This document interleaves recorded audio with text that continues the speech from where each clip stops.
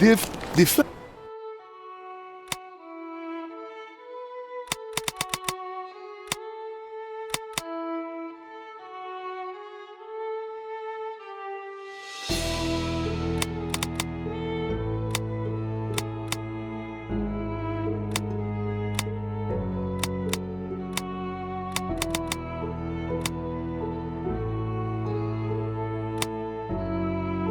Of course.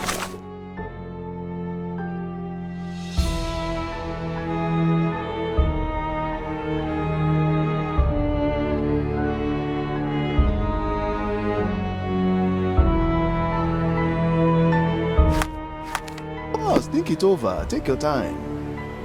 The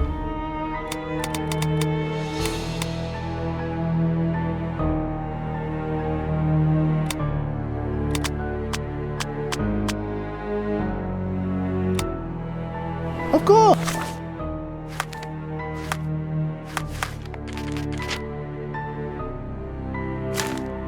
Think it over. Take your time.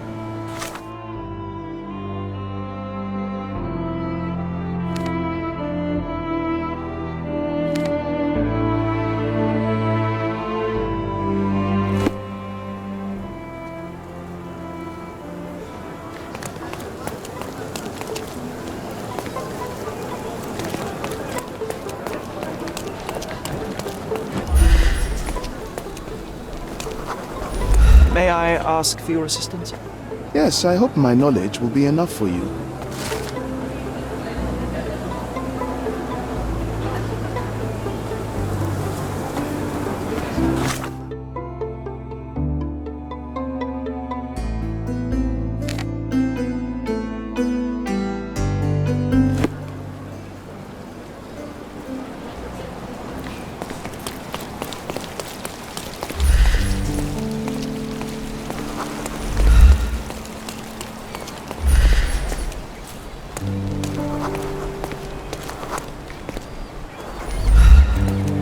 May I ask you something? I can't help you, officer. Perhaps other people know more.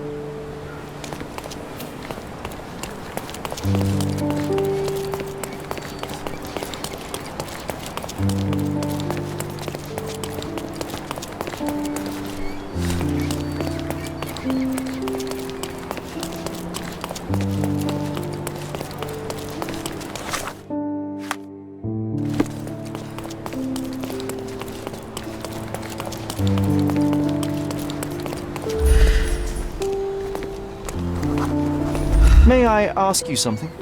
I can't help you with this investigation. Sorry.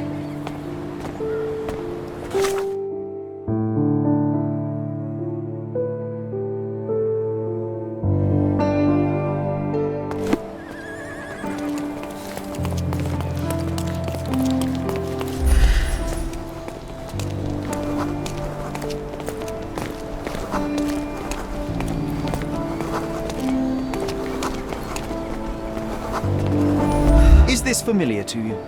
No, I don't know anything about that.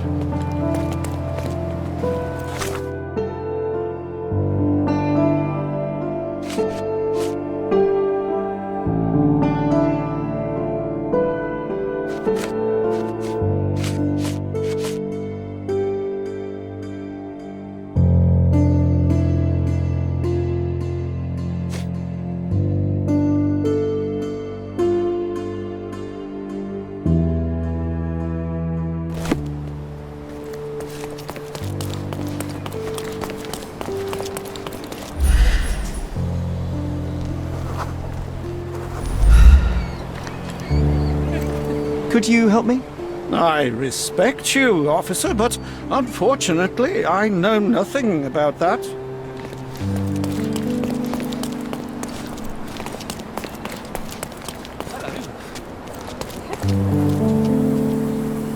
going to be raining soon. Could you help me? Oh, I don't know about that. Ask one of the others. Time to check your who, what and what, Sherry. Who are you asking, about what and dressed as what?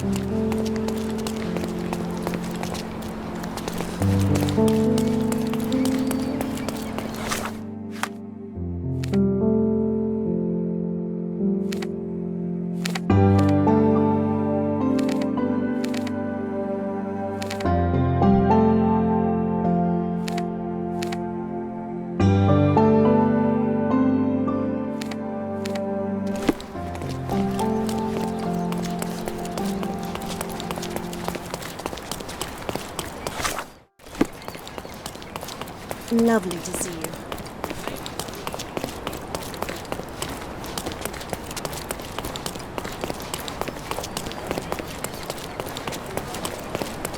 Garden statues, my good.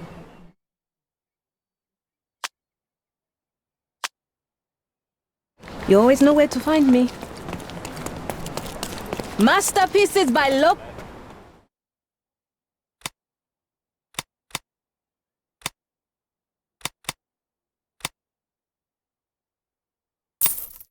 Enjoy your purchase.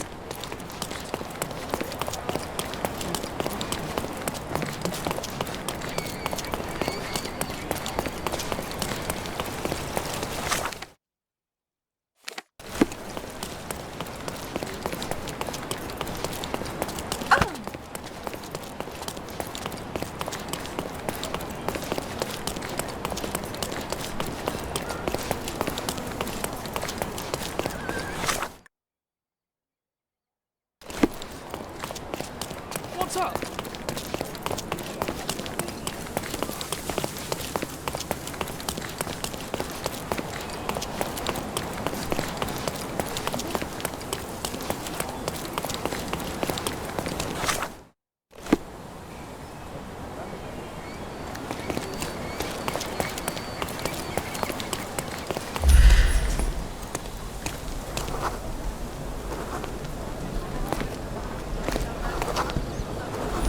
Could you help me? No, I don't know anything about that.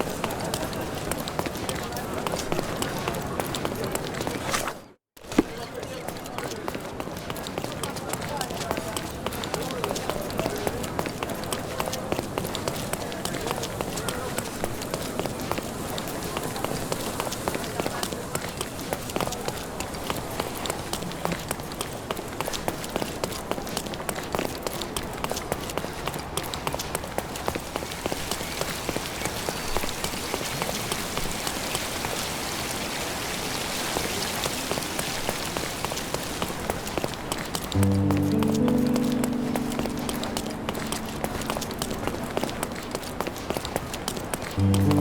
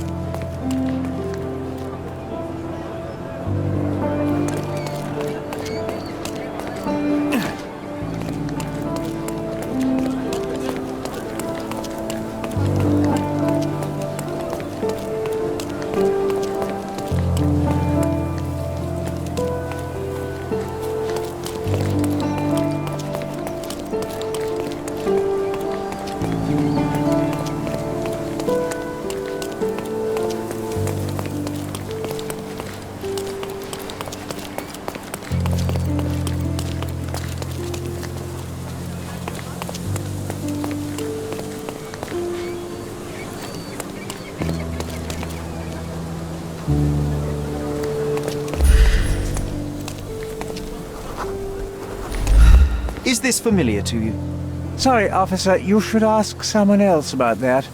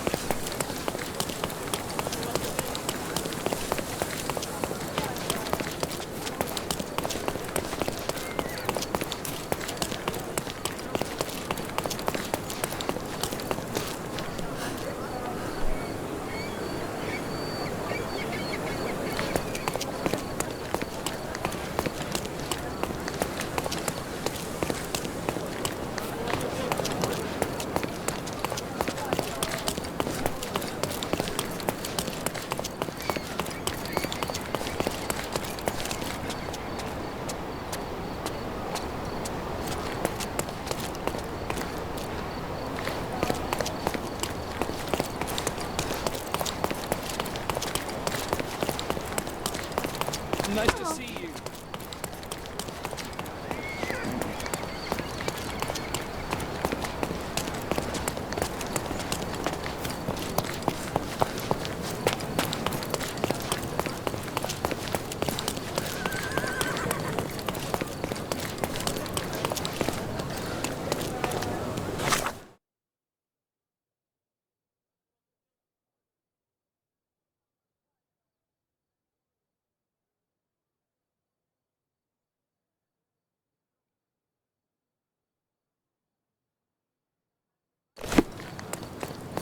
I'm terribly sorry, sir. Club members only.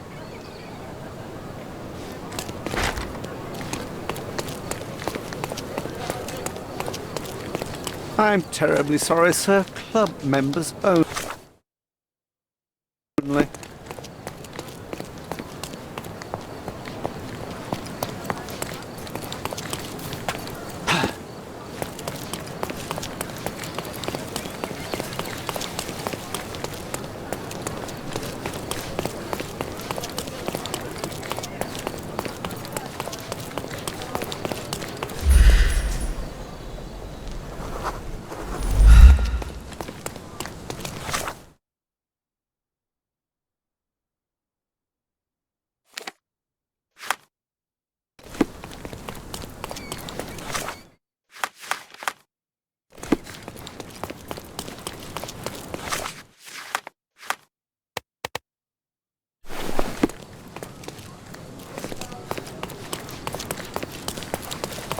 Please come in, sir. The gentlemen await.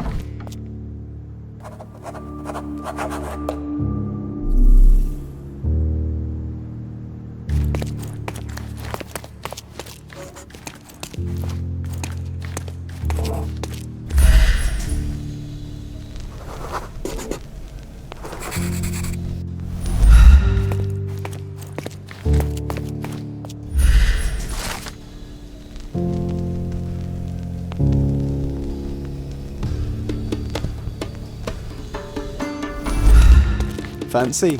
Not every manor has a custom floor. That is the von Kramkrest, the old Prussian noble family. They must be patrons of the club.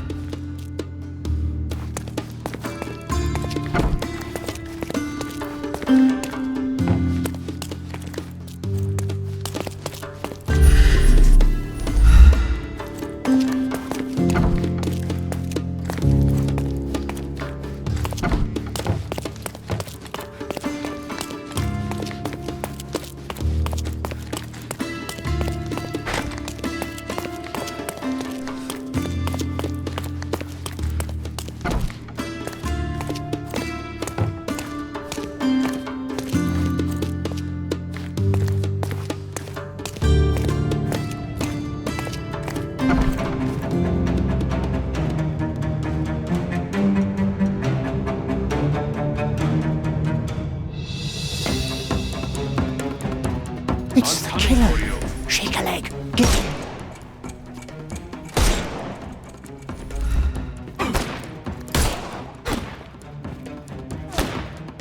You can overcome the brute now.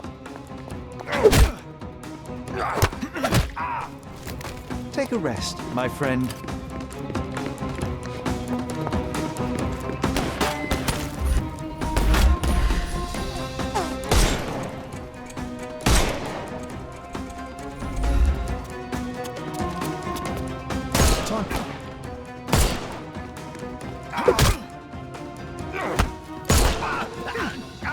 No more crime for you until next month.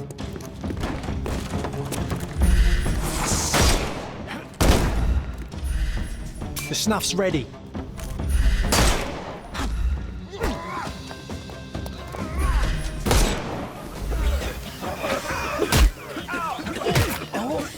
Don't bother moving. You've lost. Give him the pepper snuff. Too simple. The snuff's ready.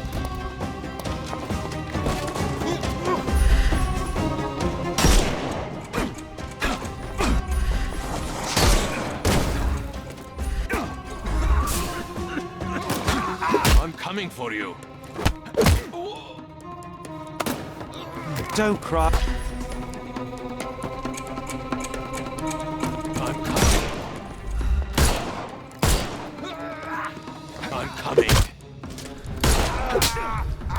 Too simple. I'm coming. I'm coming for you. No more. Give him the pepper snuff.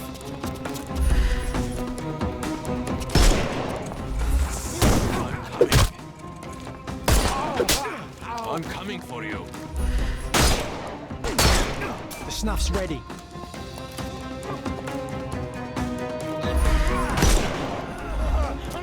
I'm coming. Give him the pepper snuff.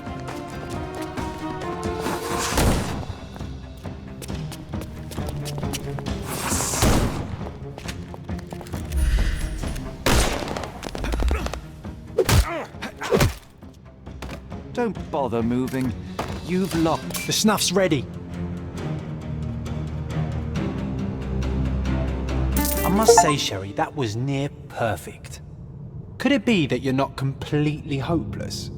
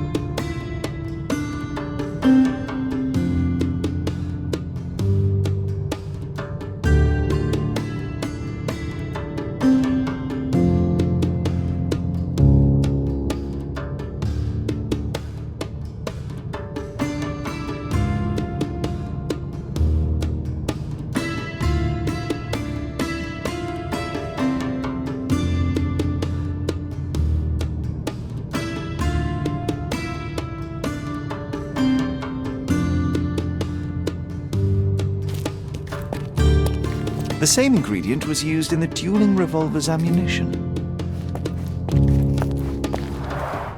All these places are perfectly secluded, ideal for private duels.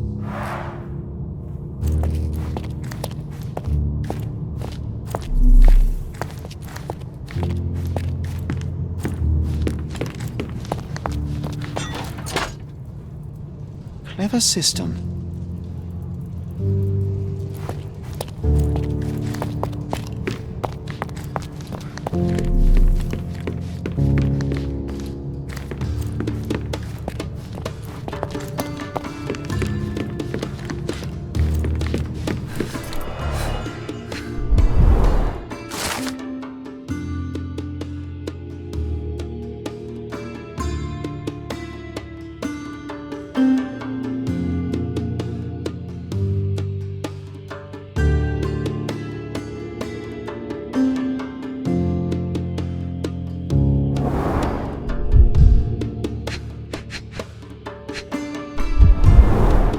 Two glasses with dregs of alcohol. Should I pour us a drink, John? A nice apricot aroma. Marilyn schnapps, I presume. Half full.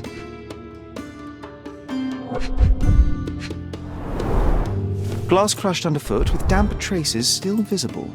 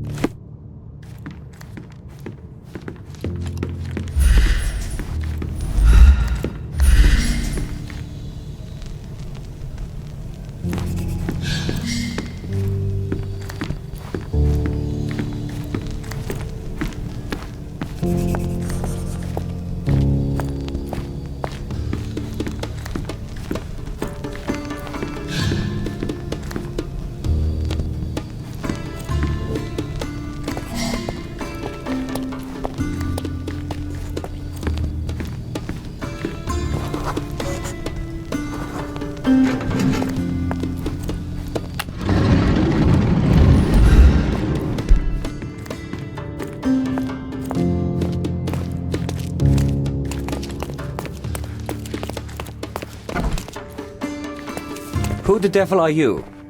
I won't go down without a fight.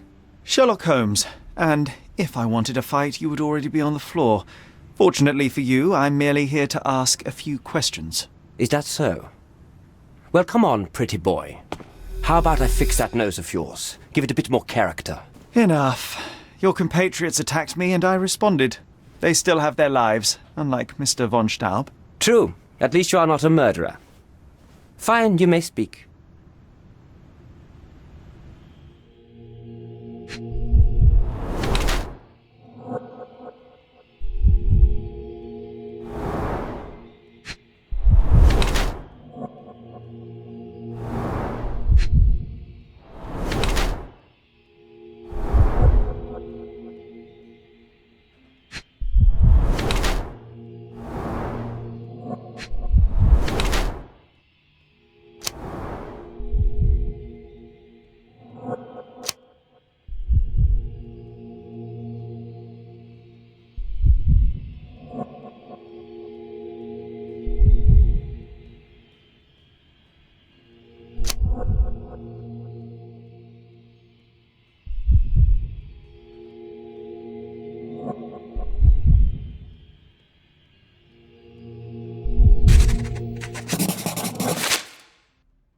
So you are Mr. von Kram, one of the club's best shots, the referee of the deadly duel, and the prime suspect of the case.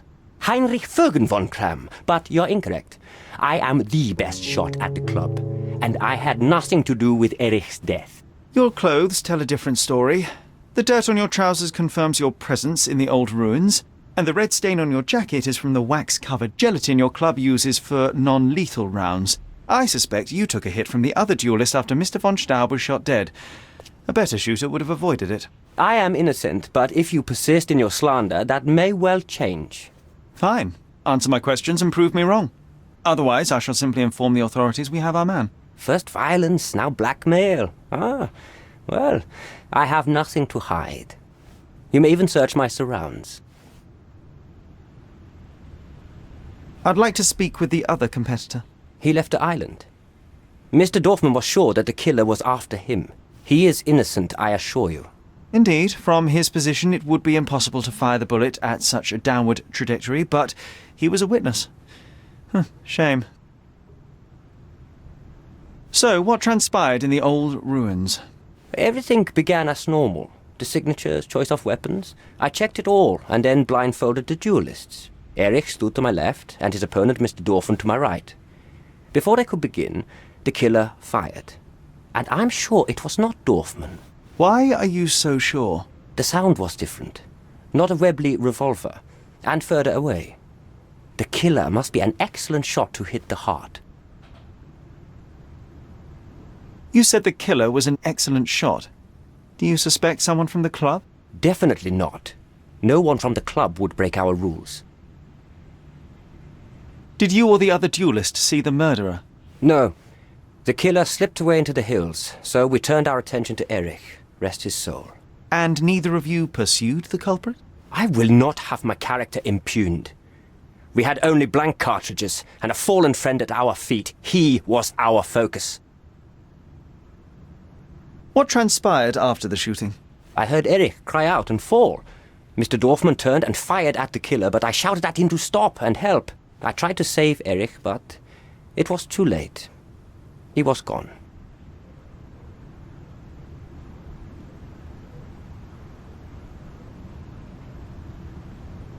I can't help you with this.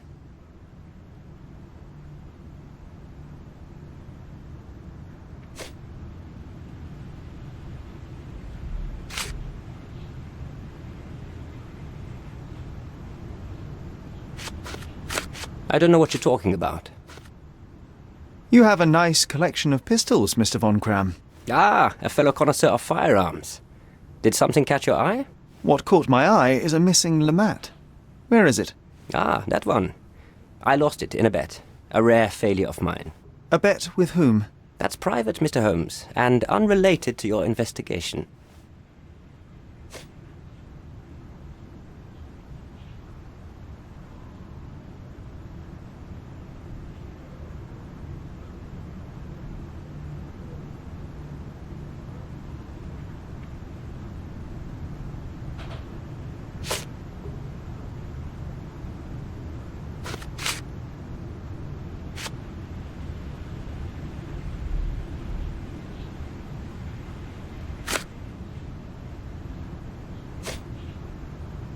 I can't help you with this.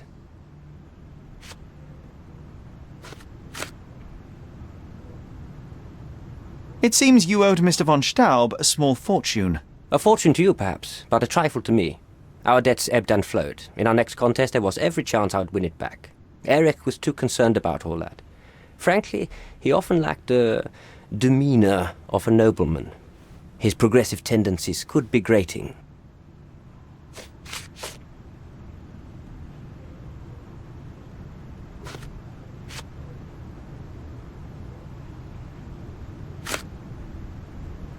I've never seen this before. I've never seen this before. As it happens, a Lamat .42 caliber revolver was discovered at the crime scene. You said you were missing a Lamat, yes? I did, but my Lamat was a .36 caliber. And you can prove that? My word is proof enough. If I said it, it is true.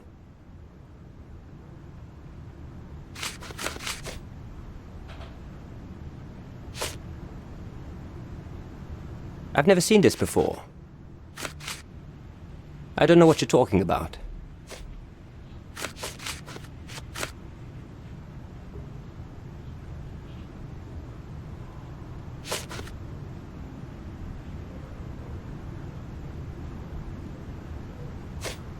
I can't help you with this.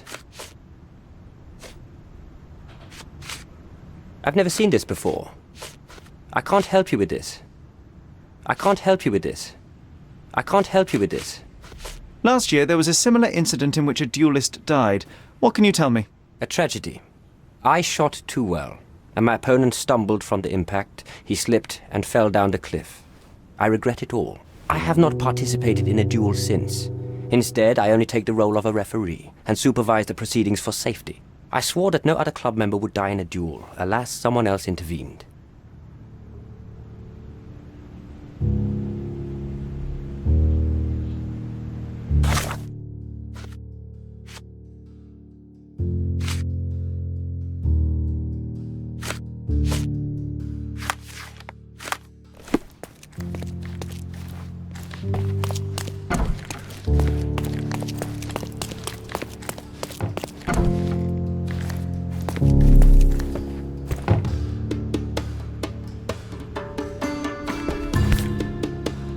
Doesn't appear to be the happiest childhood. Cecilia von Kram with Heinrich, Cologne, 1864. Mein Wunder.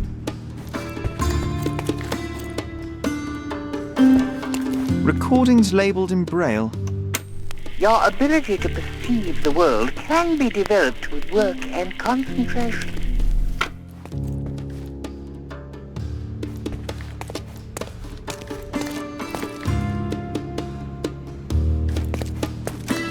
How to sharpen one's senses. A remarkable tool to conveniently enhance anything. I could use one for my analysis. Addressed to Heinrich. Arrived.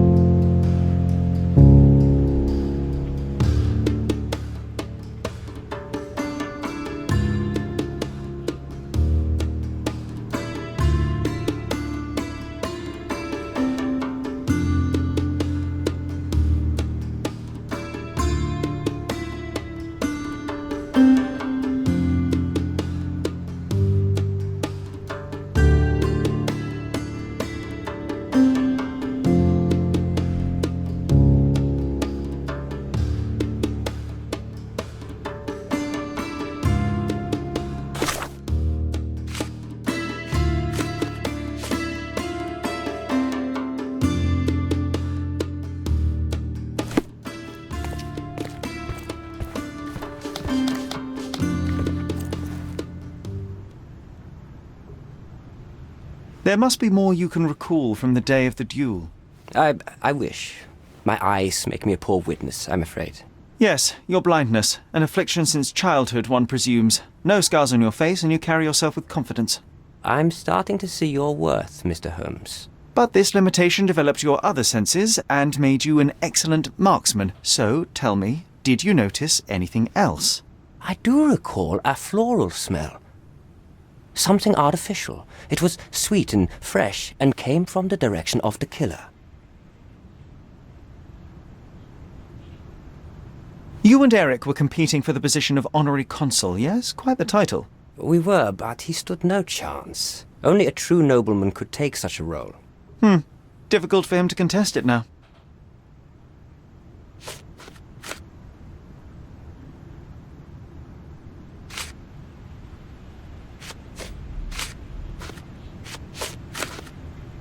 I don't know what you're talking about. Do you recognize this scent? Yes. This is it. The smell I noticed at the ruins. Where did you get it? Do you know who killed Eric? Tell me his name. I need to be else.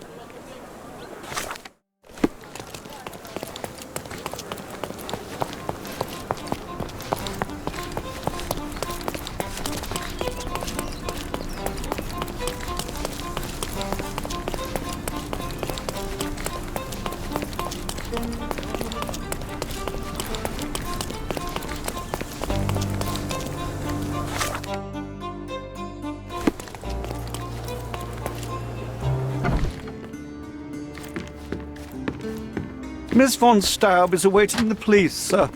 Perhaps you might visit on another day. Good day, officer. Miss von Staub awaits you in her boudoir. Can you satisfy my curiosity? I'm sorry, but I can't help, officer. Good day, officer. Miss von Staub awaits you in her boudoir.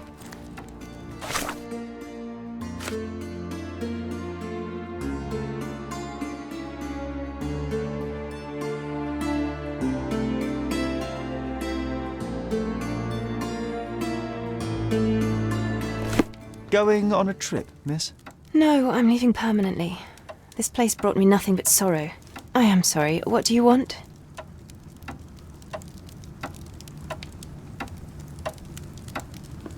Thank...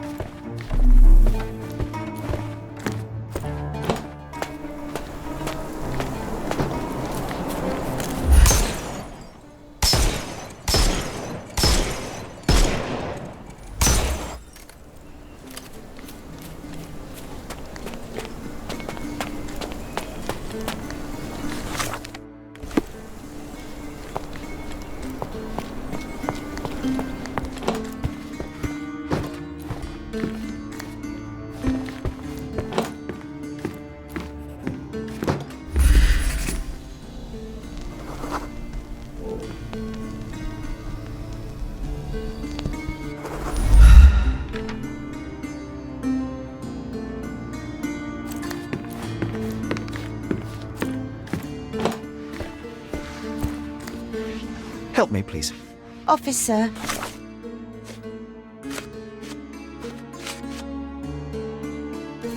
You should ask someone else. I've no idea, honestly.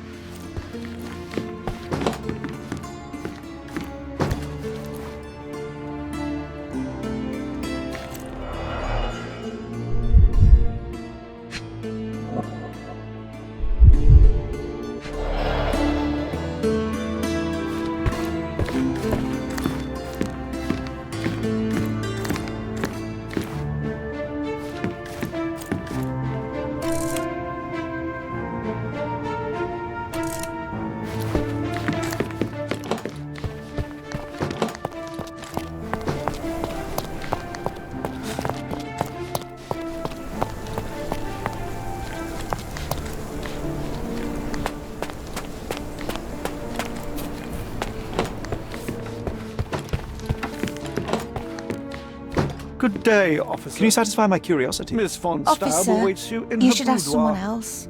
I've no idea, honestly. Good day, officer. Miss von Staub awaits you in her boudoir.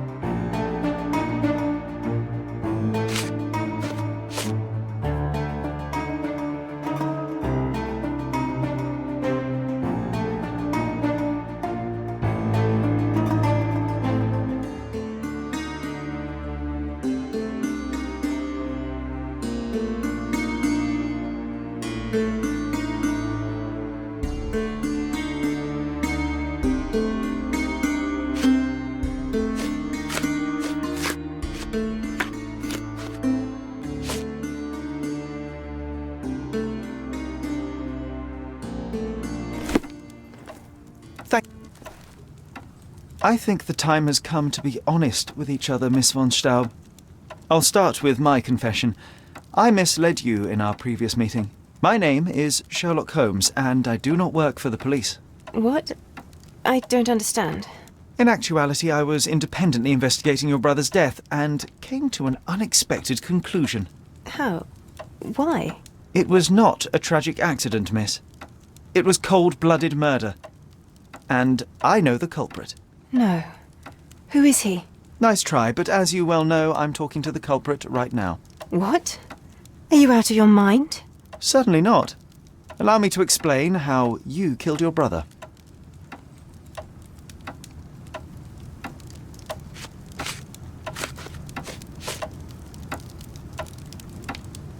The missing box in your brother's room contained a lamat, the same weapon used for the murder. You stole it to kill your brother. What? No. Eric was obsessed with guns. I bet he simply left that revolver somewhere else. Yes, it was left somewhere else. The crime scene. Abandoned in panic, a typical feminine response. No, I've never been to that cursed place.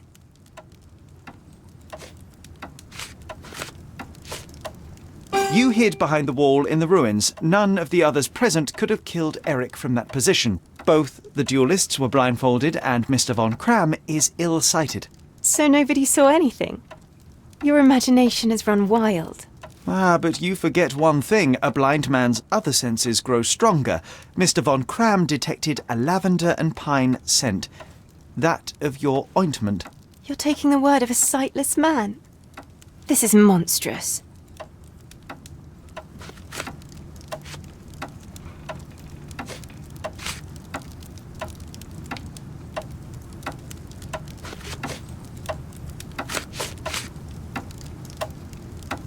A moment, if I may. This is... My name... What? What? So... The miss... What? No. You... You're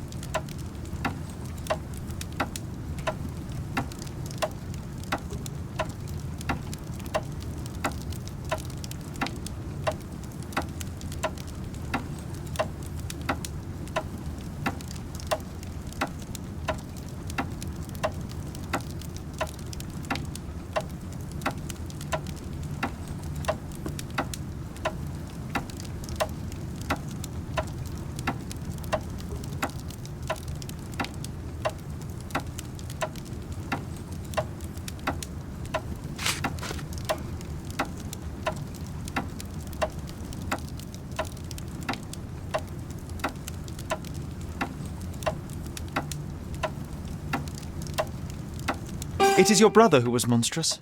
He was a tyrant and you could tolerate his abuse no longer. Living with Eric was a nightmare, yes. But he was my brother. Now, Miss von Staub, take your time. Tell me the truth. After our parents died, my life slowly became hell. My brother began to humiliate me. Then he became violent. Each day he'd invent a new punishment. Shut my room, burn my paintings, starve me. And without fail, I would be beaten. All visits were forbidden, all contact verboten. I was his caged bird, his pet. When we did go out, he used me to bait influential people. He sold me to Mr. Boddington simply to earn a place amongst this island's elite. Was that not freedom from your brother? He sold me as a thing, sir. Who do you think this gentleman was? I could not endure more cruelty. Mr. Holmes, I'm begging you. Please don't do this to me. Don't throw me from one cage to another.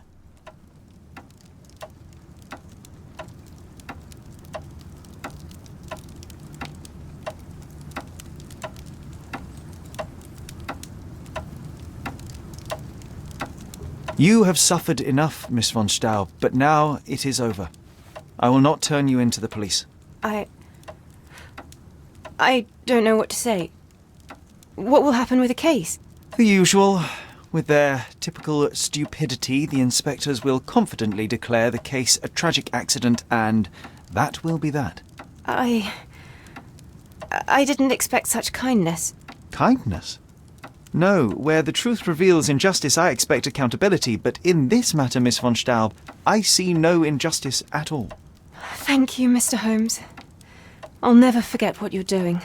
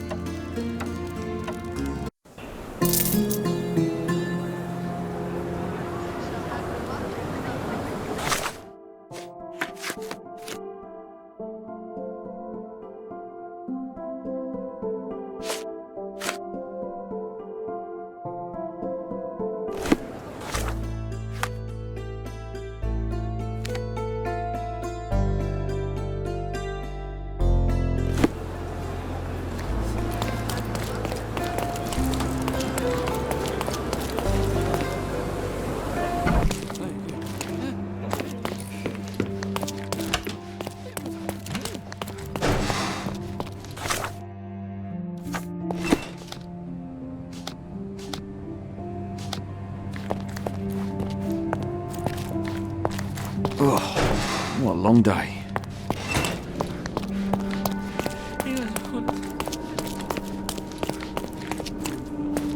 Can I ask you a question?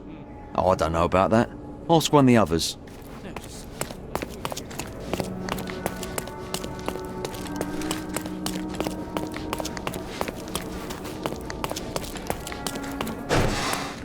Excuse me, but are you Mr. Capello?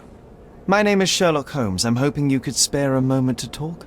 Manners, what a pleasant surprise. Most of your colleagues have lacked even the simplest of common courtesies.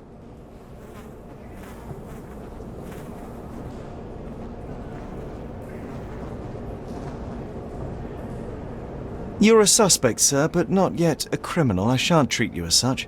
Your case is refreshingly unusual, and I wish to get to the bottom of it. Manners and enthusiasm. Huh. May you go far, young man. What can I help you with?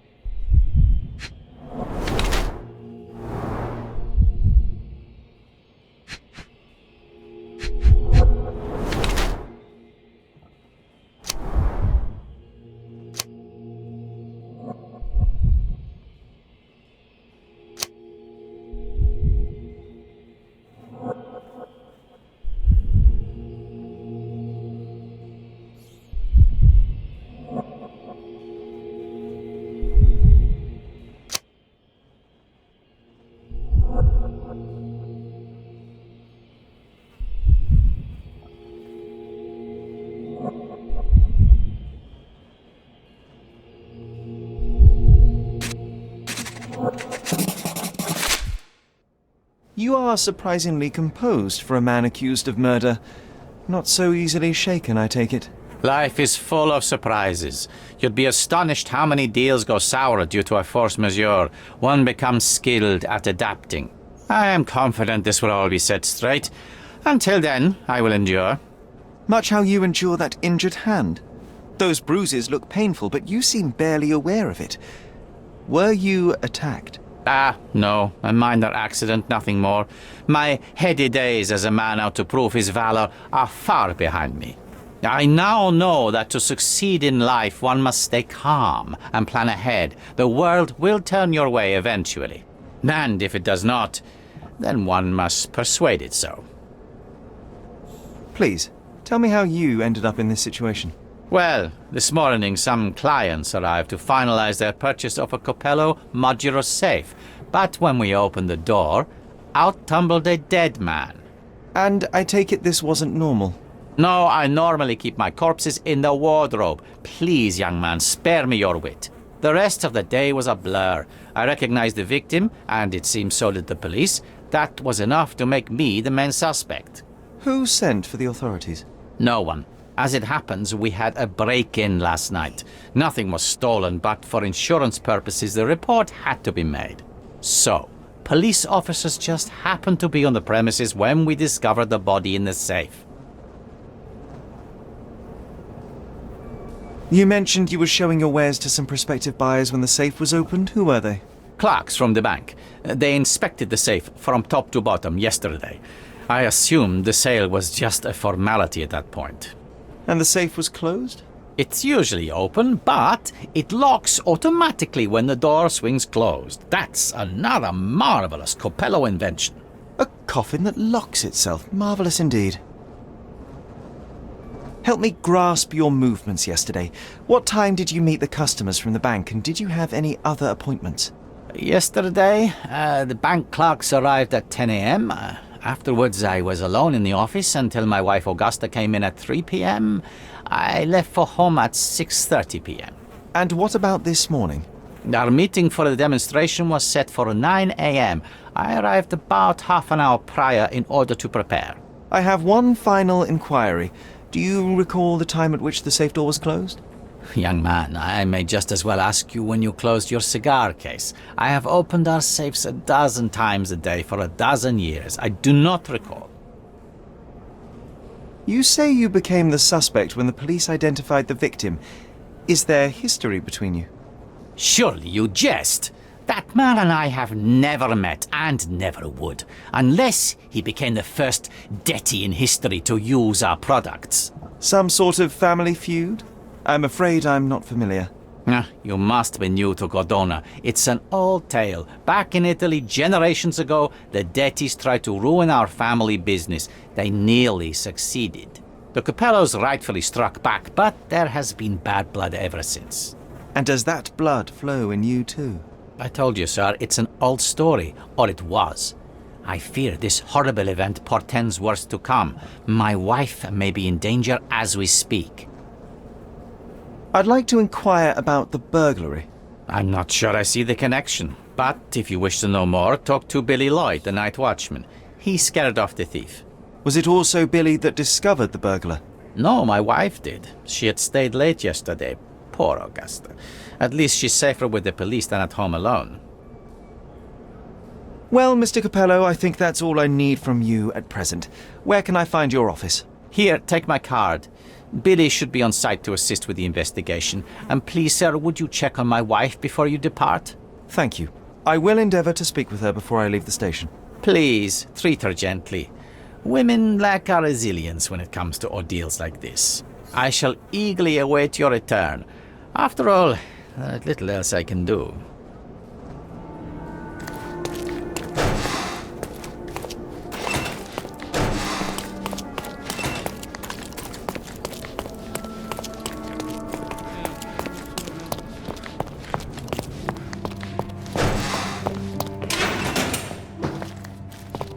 Mrs. Capello, please wait in the office. The inspector will be here soon.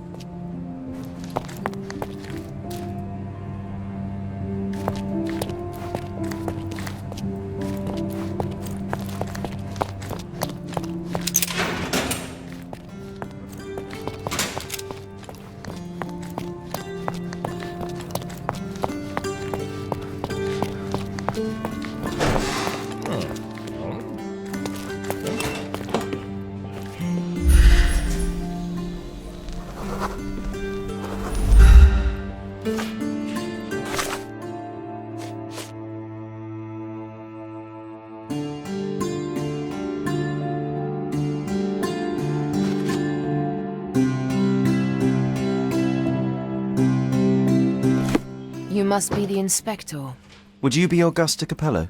Must I really repeat myself to every baby-faced man in uniform that strides in? Forgive me, I am not the inspector, but I am working on your husband's case. Then I have nothing to say to you. Come back with the inspector in charge so that we may dispense with the endless repetition.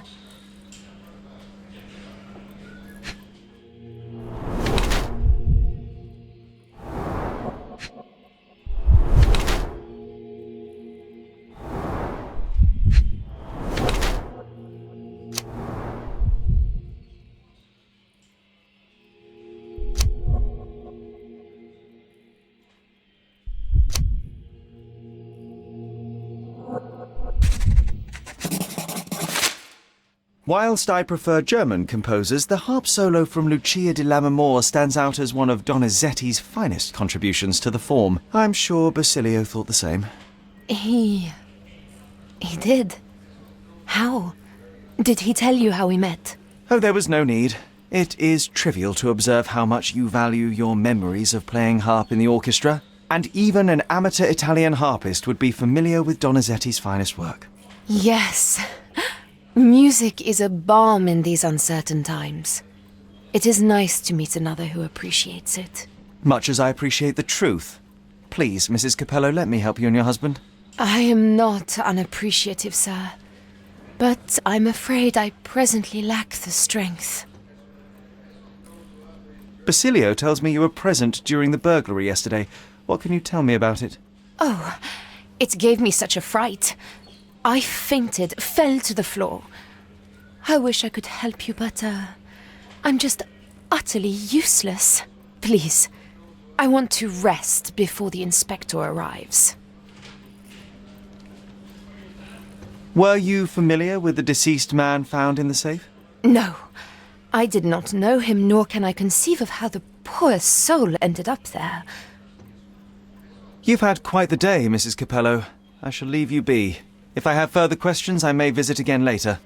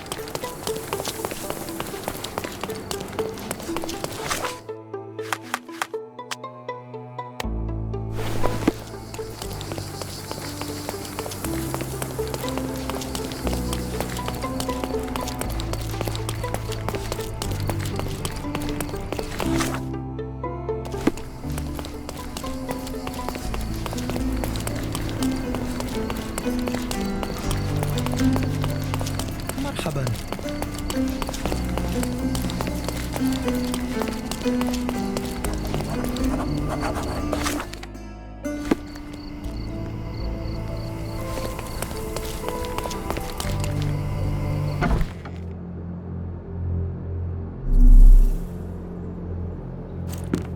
Hello there.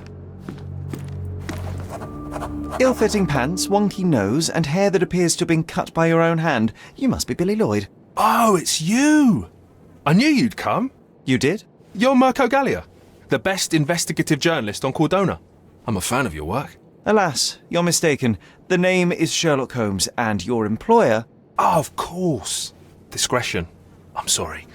I doubt the policeman upstairs heard me, though, so your secret is safe with me, Sherlock. Mr. Capello told me you were present during the burglary and scared the criminal off the property? Hey, you should have seen it. As soon as the burglars saw me, they went white as death. Ran out the back door of the office. I heard a thud and cat shrieks, so I think they went over the railing and into the bushes out back. Clearly, my reputation precedes me. Mr. Capello was so proud. You're a guard, but you didn't give chase. Well, by the time I made it outside, they were miles away. So I went back to help Mrs. Capello. That kind of gentlemanly courtesy is why I'm so well regarded round these parts. What did the thief look like? Shorter than me, mid-20s, a huge scar across the right cheek going from the eye. Short hair. She didn't look like a ghost. Too corporeal. Hold on. She? You didn't think to mention the burglar was a woman? Why did you assume it was a man? It's the 19th century, sir. Ambitious young women are out there pursuing a career, and I, for one, encourage it. Yes, yes, spare me the sermon. When did the burglary happen? Oh, after 10 in the evening. I was just talking to Mrs. Capello. Does she normally work this late? No, it's the first time it happened. Usually I'm alone at night. I was explaining to Mrs. Capello how drinking water every 3 hours can help with digestion, when she excused herself and went back upstairs. Then there was a scream, and I ran up to the office and... I know what happened next, thank you. What about last evening? Do you have any more details about the break-in? Of course. I write down everything that happens during my watch. Take a look. Fastidious in its mundanity, but I will make of it what I can. I must go and inspect the crime scene. If I have further questions, Mr. Lloyd, I will find you. Oh, don't worry. I won't be able to keep away. Right.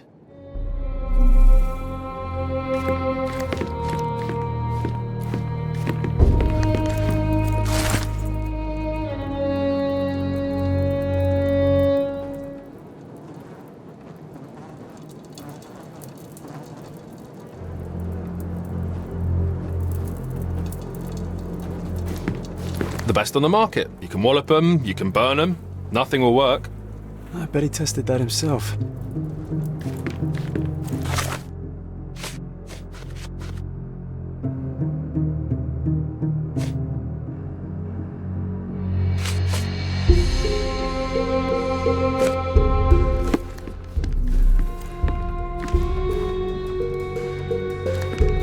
Strength, security, peace of mind.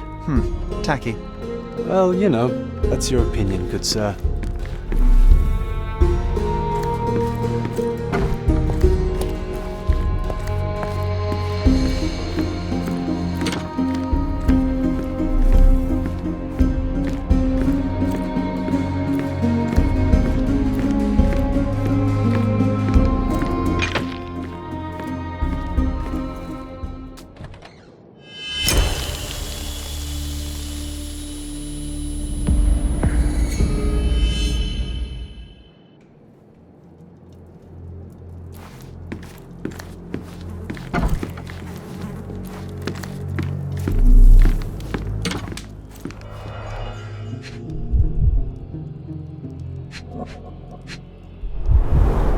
A wine, well enjoyed.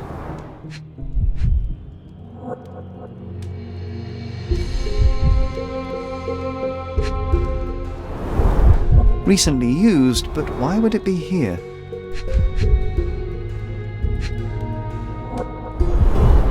The bottle is half empty.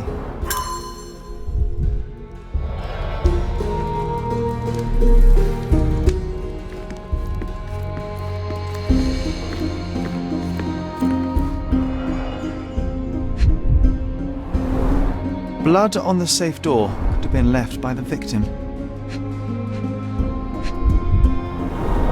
Bruises, torn nails, bleeding was severe and continued at length. Bulging veins, cyanosis, bloodshot eyes, odd foaming in the mouth.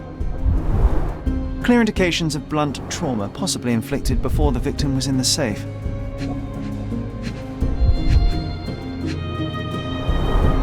Clothes are not fully buttoned. Was the victim dressing or undressing? What a rotten way to die. Yeah, what a shame.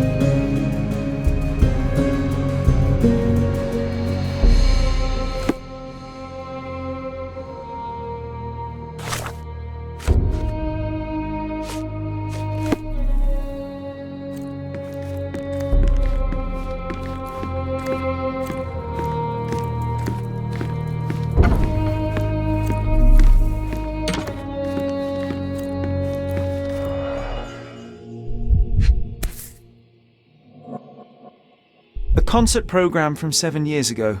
An Augusta La Duca is listed as a harpist in the orchestra.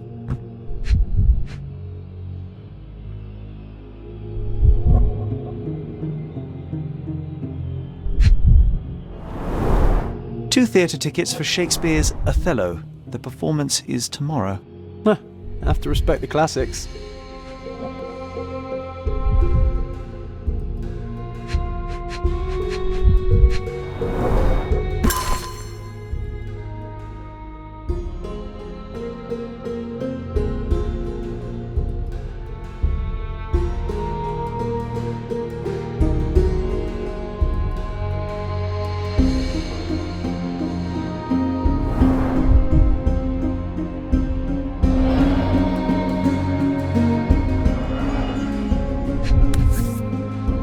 A concert programme from 7 years ago. An Augusta.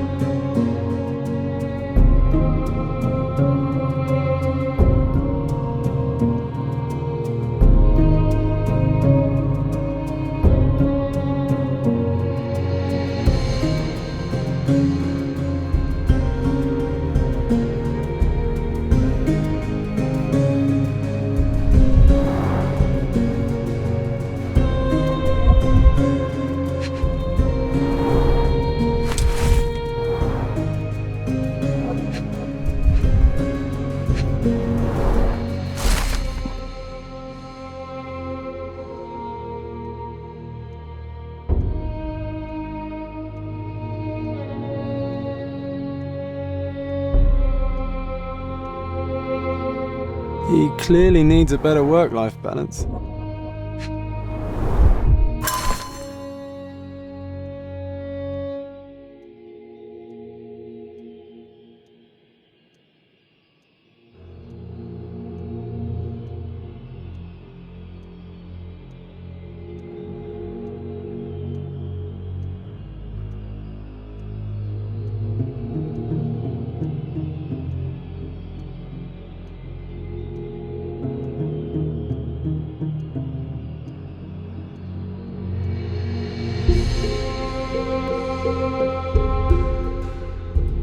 Well-organised workplace?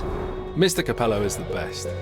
Okay, this chap is seriously creepy.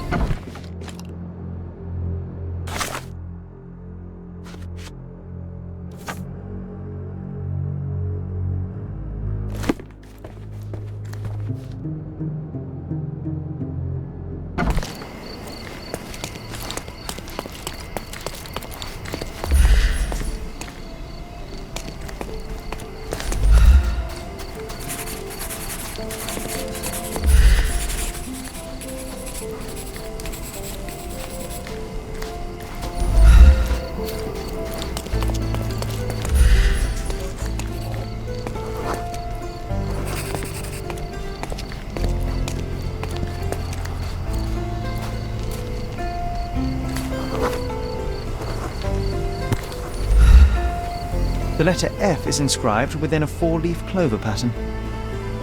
Passe-muraille. Walk through walls in French. Our thief seems rather arrogant.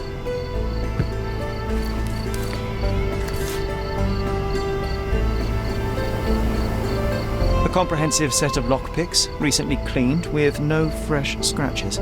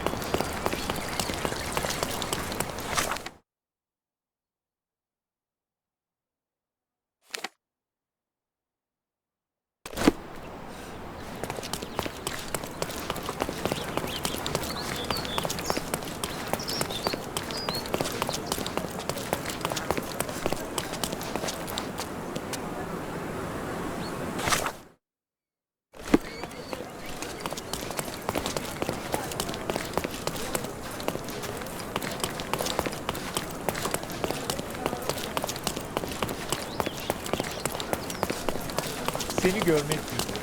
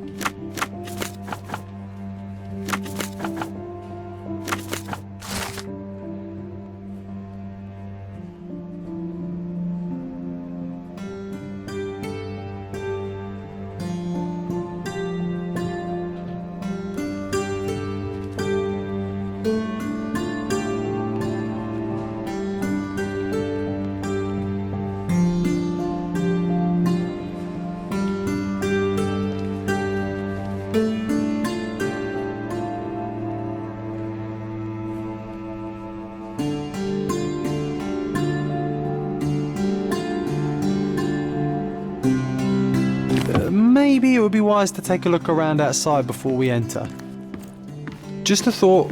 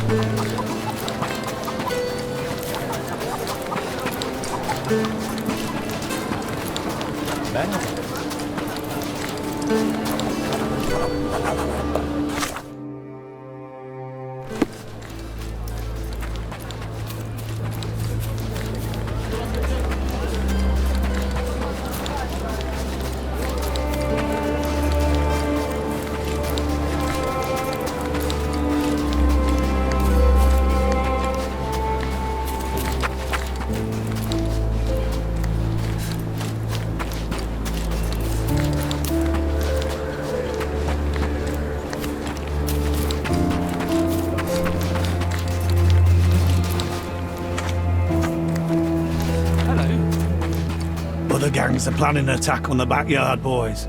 The pipe is looking for him.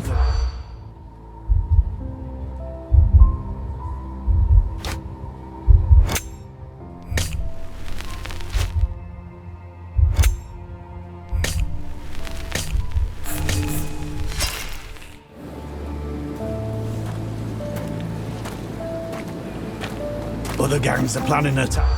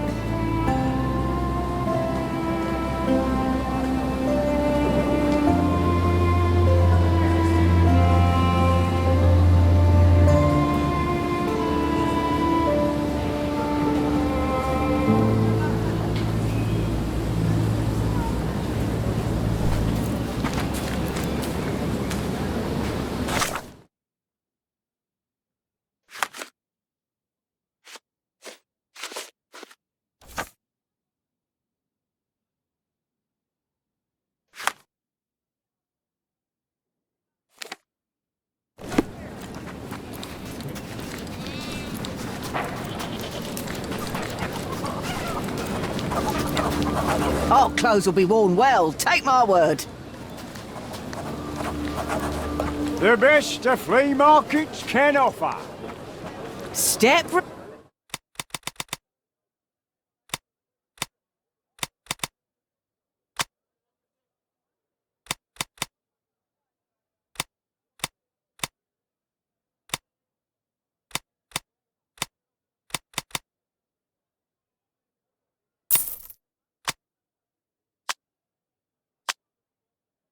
I hope you'll be comfortable in it.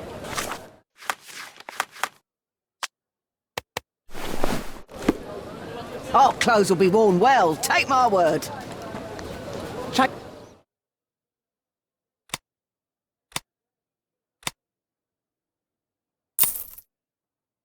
I hope you like what you bought. The best the flea markets can offer.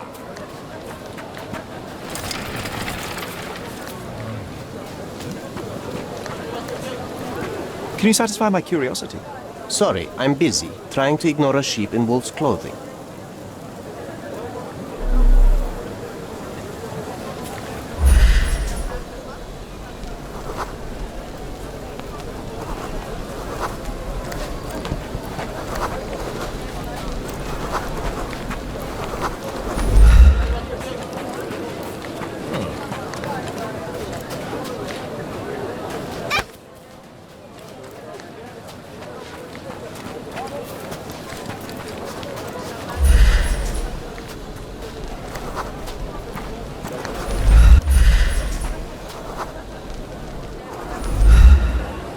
Hello, mister. I have some information for you.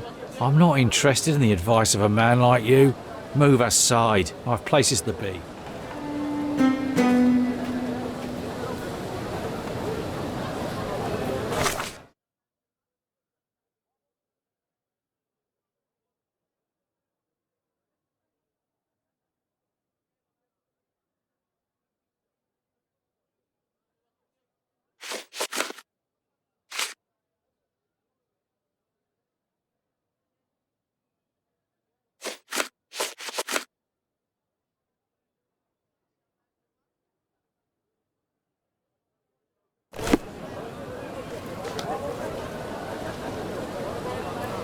The best the flea markets can...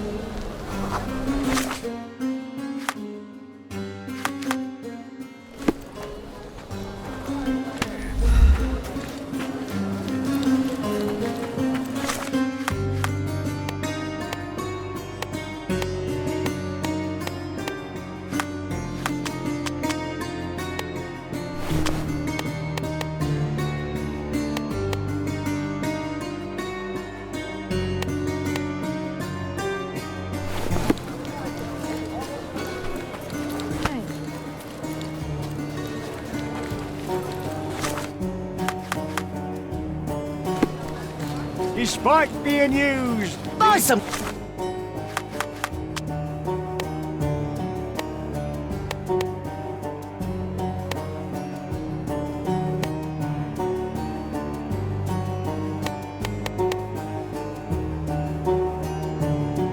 Clothes and help me feed my family. Take a look.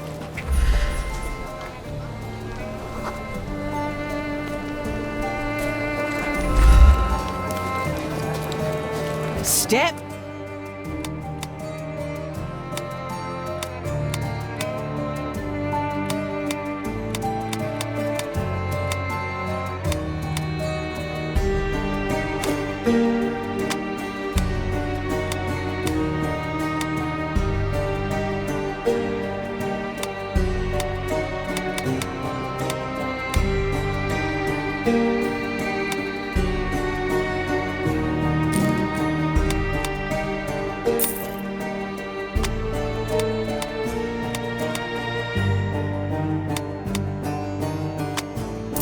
back in one piece, or you'll have to buy it. One man's trash is another man's furniture. Hello, mister. I've got some information for you. Heard you were asking. Have you now? Well, let's hear it.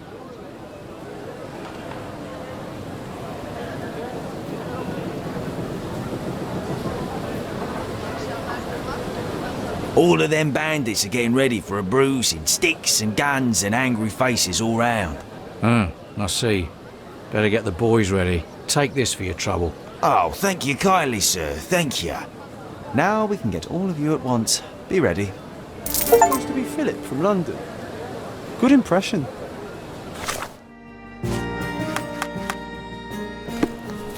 Despite being used, these... The what?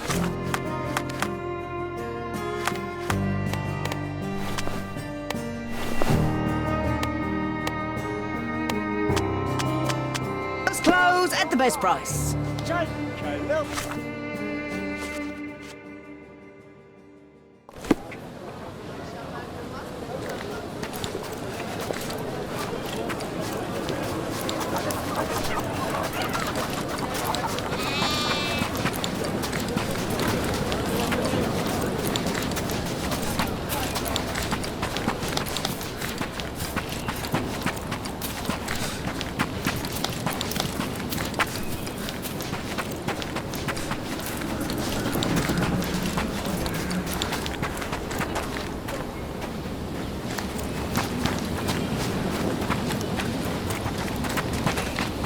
Not bad.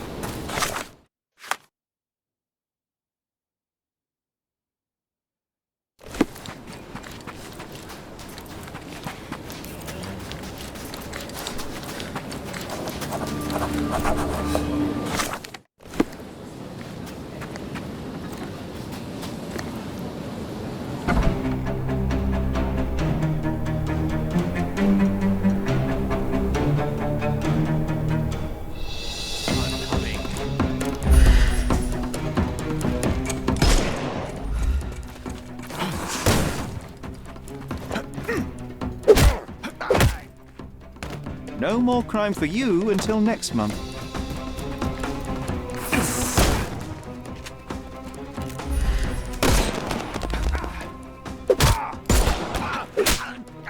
Don't bother moving.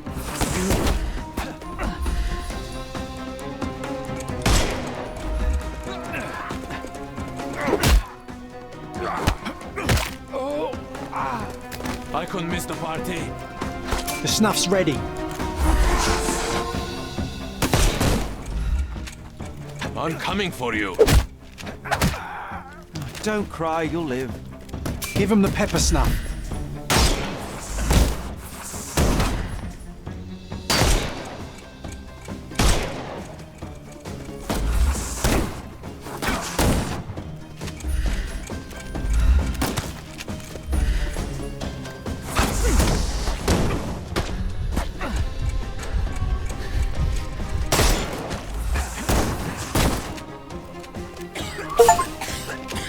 I'm coming.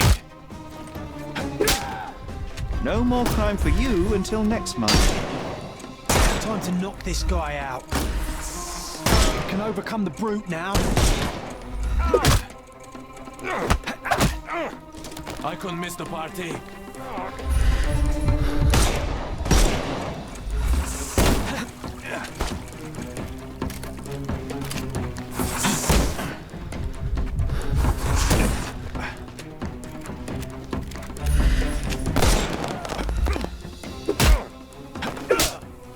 Don't bother moving.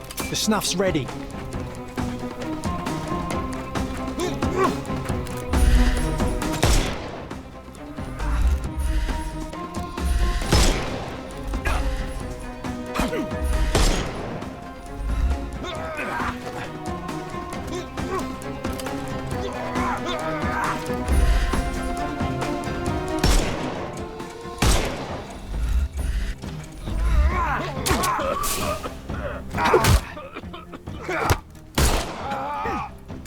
No more crime for you until next month.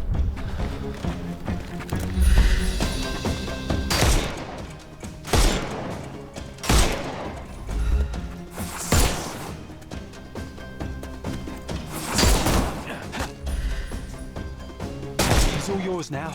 Go for it.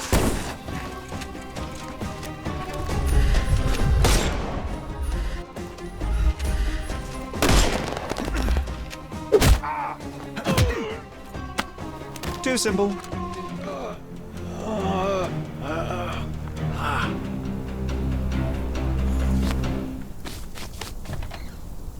Okay, I give up.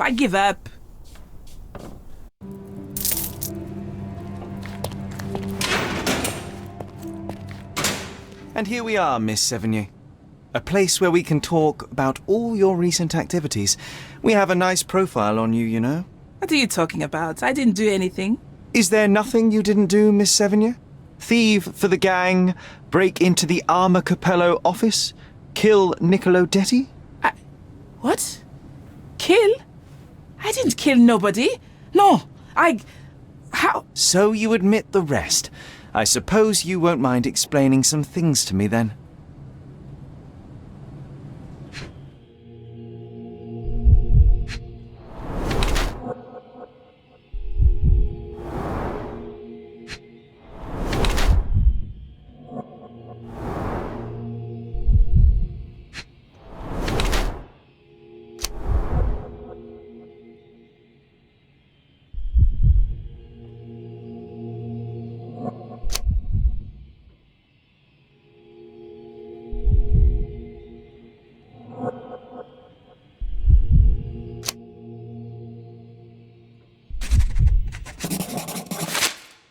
You were in the Armor Capello office yesterday evening, Miss Sevigny.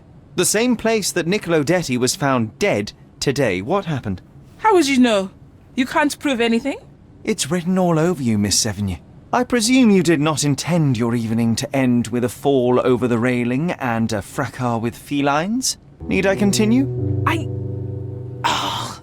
Zut alors! It was just a job, nothing else. I was asked to come. Here, see for yourself. I don't know who hired me, but I think they wanted to pin the crime on me. Poor Niccolo. You knew Mr. Detti, how? Niccolo and I grew up together. I hadn't seen him in years, then ran into him on the street, smiling with some lovely lady on his arm. And that was the last time you saw him alive? Wait, until I found him dead yesterday. That same woman was there, too. It can't be coincidence. You saw a woman in the office? Mm-hmm. She started screaming, so I slammed the safe door and ran when I saw a guard coming. When were you offered this job? Ah, mon Dieu. I don't remember precisely. I think the letter arrived around 9:30 in the evening. It sounded tricky, but the money was good. And you arrived at the office? Perhaps 45 minutes later. I am very good, sir. I was in and out in 5 minutes. I don't like lies. No, wait. Okay. It took 15 minutes. All right? Still impressive, no? Your thieving days may well be over, Miss Sevigny. Until this matter is resolved, you will remain here. Good day.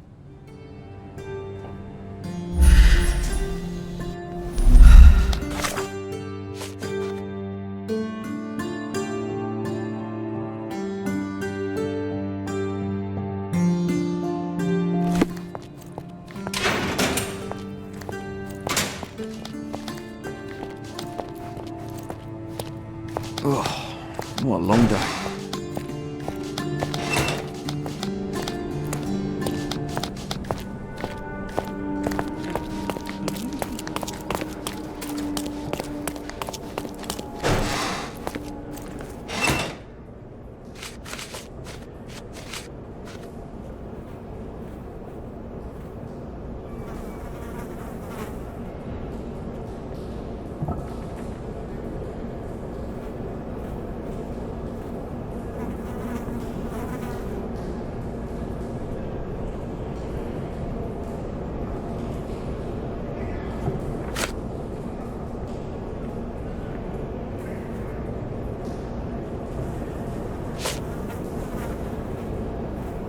Mr. Capello, have you anything to say about the burglar's claims? Not a whit. The woman is a liar and a criminal. I don't give it the slightest credence, and neither should you.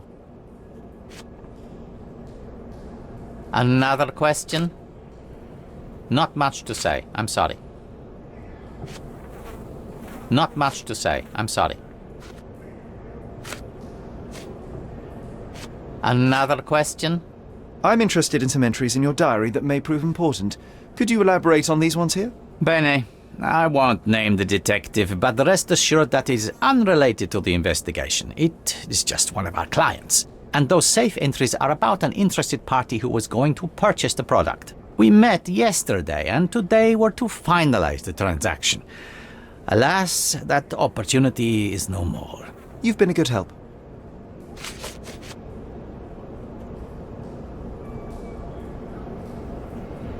What was your intent behind this note?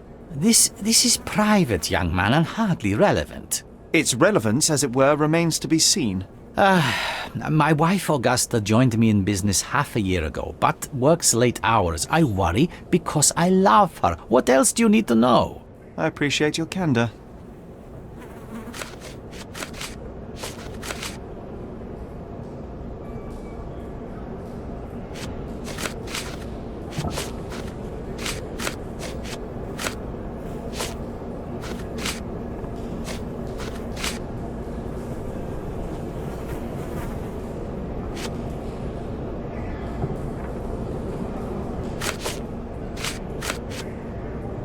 Not much to say, I'm sorry.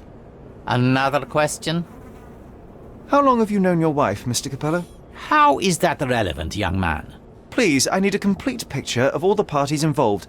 Consider, perhaps, the possibility that the burglar was targeting your wife. It seems unlikely, though if a Detti was out to threaten my wife... We met 7 years ago. Augusta was a harpist with an Italian orchestra. The passion in her eyes back then. I am glad she still has some of it now. And you and your wife get along well? I love her most dearly, and I know Augusta loves me. I fear someday she may be bored at work, but I try to give her all she wants.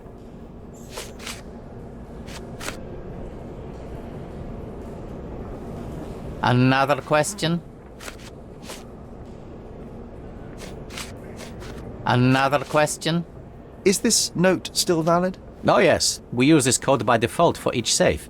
Now sometimes a buyer may ask to see how it can be changed, but I always reset it afterwards. And the safe containing the body used the default code, I presume? As it happens, no. In my demonstration, I wanted to show the bank clerks how easy it was to set a different combination. Interesting. Thank you.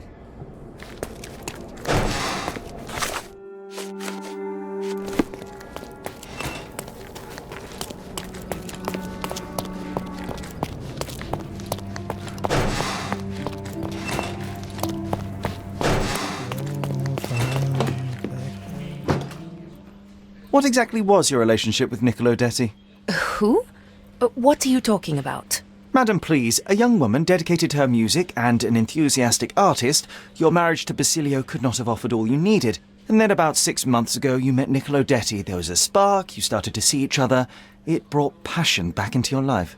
How could you... But your tryst didn't go unnoticed. Felicia Sevigny spotted you with Niccolo, but rather than cease your affair, you took care to avoid the public eye. You started working with your husband at the office and met your lover there in the evening after Basilio departed. Billy would not notice, and you hoped neither would your husband. Do I have this right so far? Yes. I love Basilio, I truly do. But his first passion is his work. I respect that, but it left me... adrift. Niccolo. Sweet Niccolo. He was the man I needed.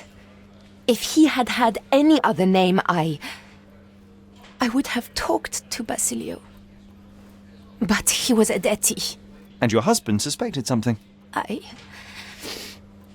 think he did. He asked questions. Billy's schedule was moved forwards here. Yes, he suspected. And thus we arrive at the heart of the matter. How did Mr. Detti end up deceased in the safe? I do not know. Madam? I don't know anything about his death. Are you sure this is how you wish to proceed? It is the truth. Please, just leave me be.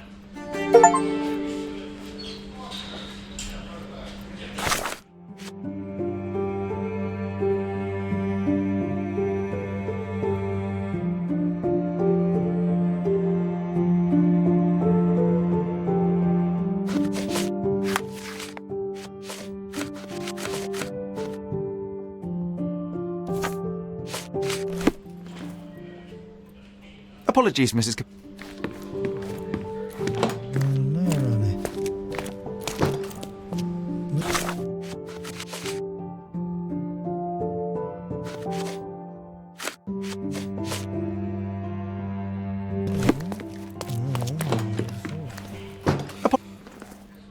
It is a shame it has come to this, but it is patently obvious that you are responsible for Niccolo Detti's death. How dare you? I wouldn't want him to. I see you need some persuasion. I know that Niccolo Detti went to the office to meet you.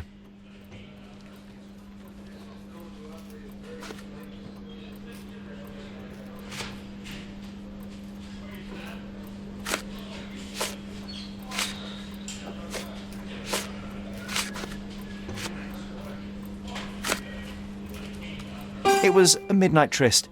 Niccolo would visit the office once Basilio left, but this time he returned. So you hid Niccolo in the safe. A foolish move. I didn't know the code had changed.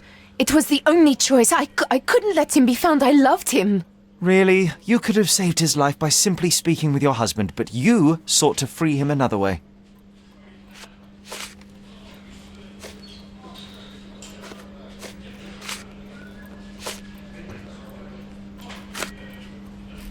To free Mr. Detti, you hired Felicia Sevigny, a petty burglar, to crack the safe, and as a result, you killed your lover. No, It's because the combination had changed. It is not my fault. You are splitting hairs, Mrs. Capello. The fact remains you chose to risk Niccolo's life rather than call your husband, and I know why.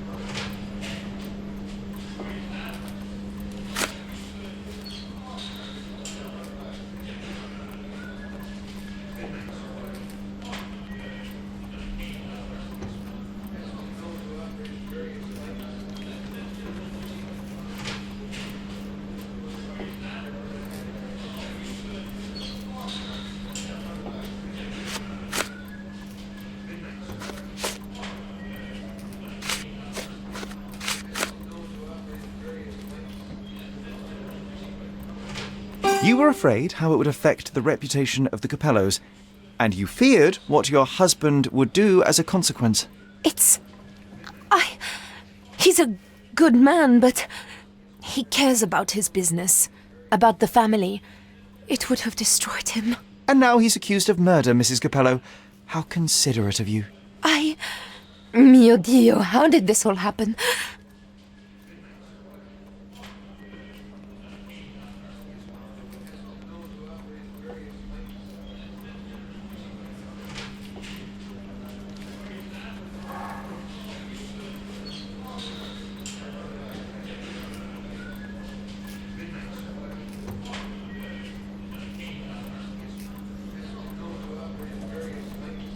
Despite your best intentions, Mrs. Capello, I believe you are to blame for this sorry affair, not Basilio. I think you're right, sir. Basilio, he does not deserve this. None of this. It is not my place to decide what is deserved, but perhaps you now know what to say to the inspector. I do. Good day, madam. I don't think Mrs. Capello did this on purpose. I would have let her go.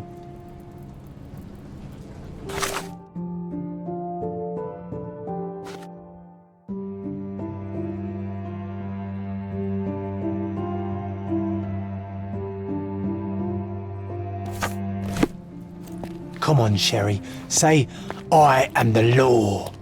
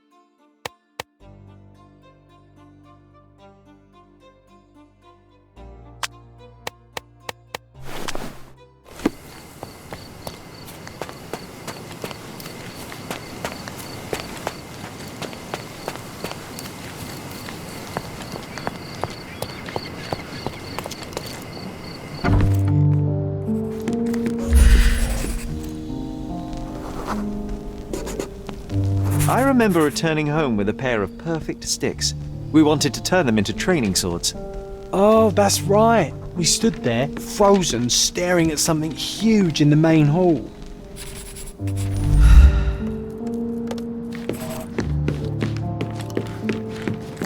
This portrait was painted some time before my father's death. I would guess it's the only depiction of him that remains.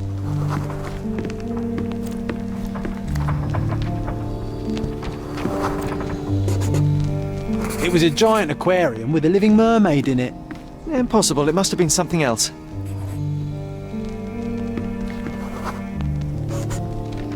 Oh, of course, that mortifying hoax presently taking up space in our front yard.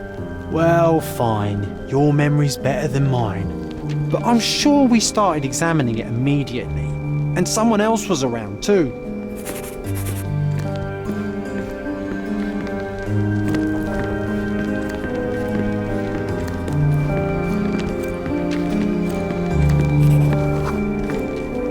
It was my mother.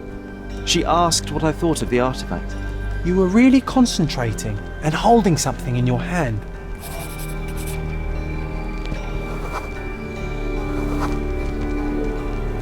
I inspected it with a magnifying glass and was able to confirm it was made of two different skeletons. The mermaid was a fake. And so it was time to smash the thing. Your mother took a hammer and... Slow down, John. That's not how it happened. I remember other people joined us.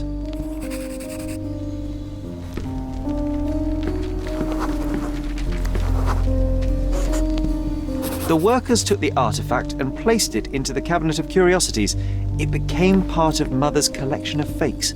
She always said that the truth lies in the details. This mermaid helped me to learn that.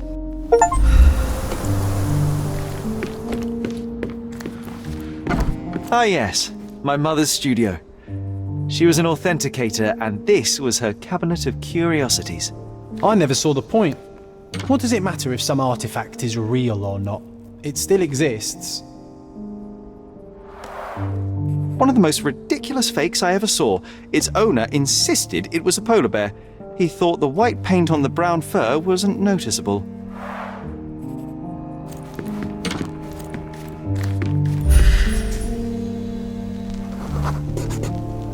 I remember this cozy blanket. It was perfect for...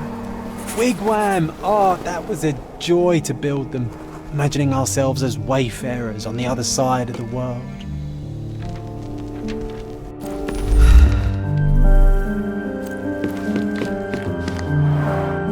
Mother said this was among the hunting trophies of a Scottish Viscount. So he tried to persuade everyone that his forest was inhabited by these beasts. It would have been thrilling if it were actually true.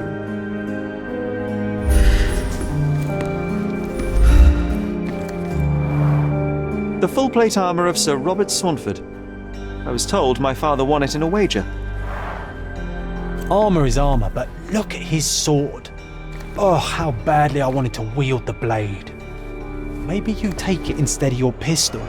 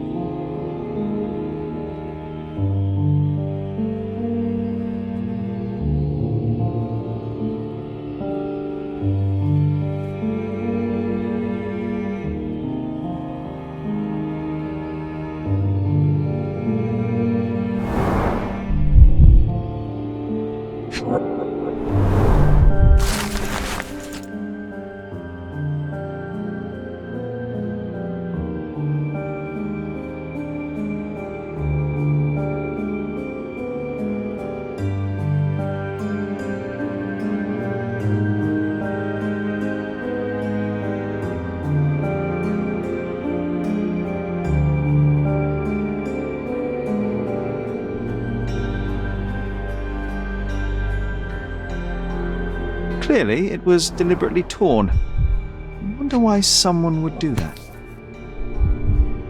The Tulpa, Studies in Tibetan Mentalism.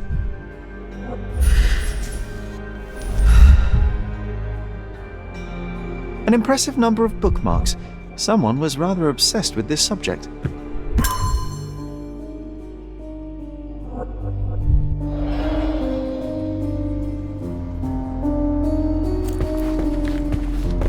And this one was brought from a German museum. They claimed it belonged to Vikings. Nonsense, of course. Vikings never had horns on their helmets. The so-called mummy of a Persian princess. The defrauders did good work, but missed one small detail. It's the mummy of a man.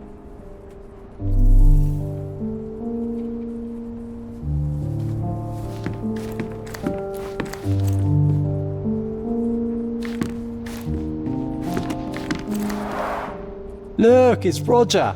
This jolly old man's well preserved. Even looks refreshed. I doubt he drew much interest at the auction. That's for the best. I'd be upset if he fell into the wrong hands. So many calling cards. Mycroft liked to keep useful people at hand.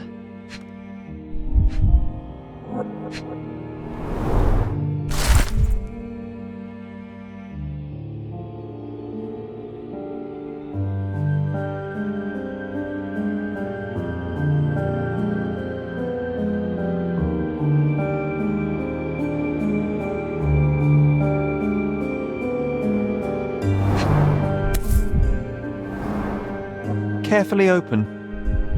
Dated 24th of April.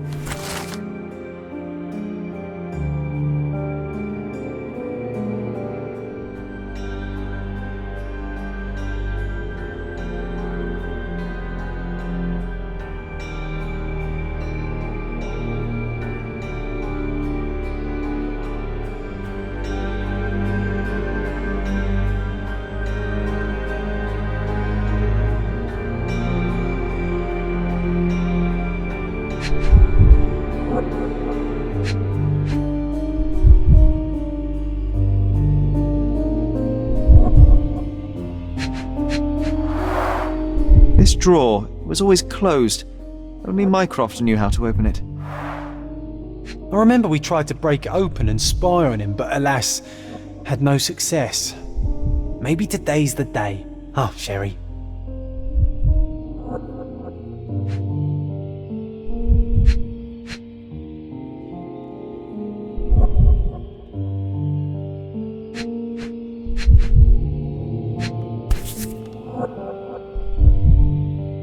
Reliable and driven. I recognise Mycroft's handwriting. Officer Luciano J. Placido. I'm starting to remember something.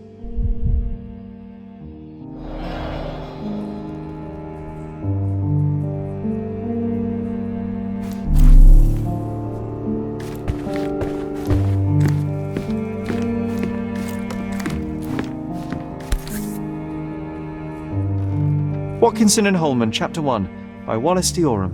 Oh, Mycroft. He always acts so serious, but then reads tripe like this. John, if I remember correctly, you couldn't put this book down.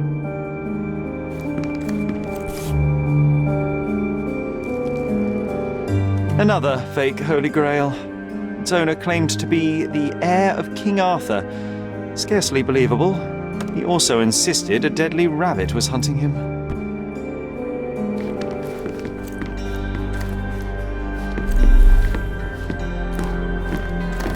An archaeological find should be here. It's far better than beneath the old city walls.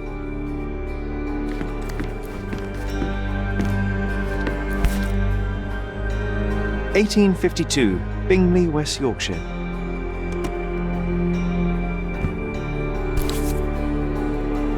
This photo caused a lot of fuss. My mother spent some time to prove it was a fake. 1852, Bingley, West Yorkshire.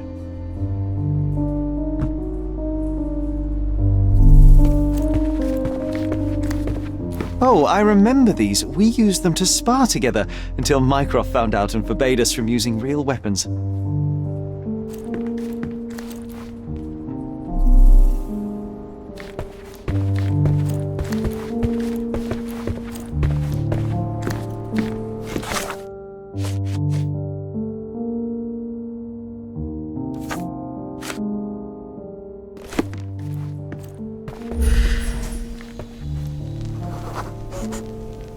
Ah, the memory comes back.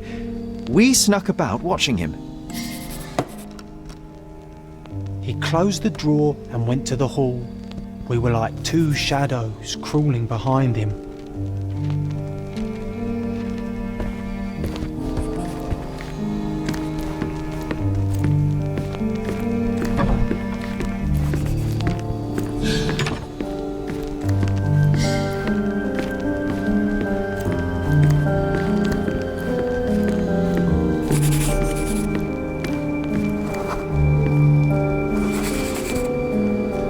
The painting on the wall was slightly at tilt. He stopped and straightened it.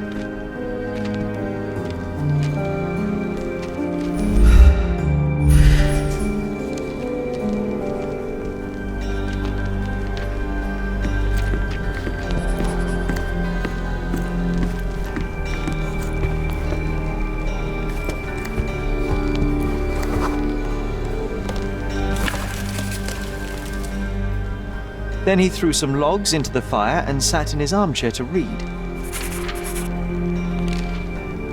It's as boring now as it was then. I'm sorry, Sherry, but I think that's it. Wait, John, We never use the fireplace in the mornings. What if...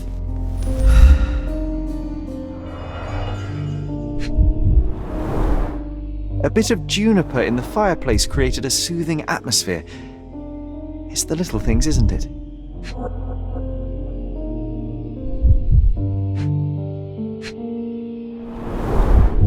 I think this is what we're looking for.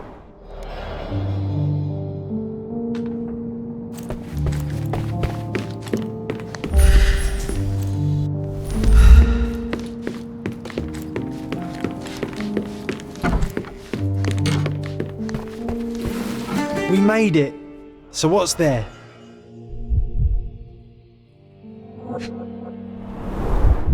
Dossiers on the most influential people on Cordona. Mycroft always had a habit of building files on everyone he met.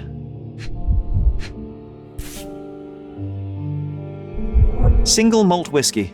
Mycroft's favourite. Gifted by Queen Victoria herself.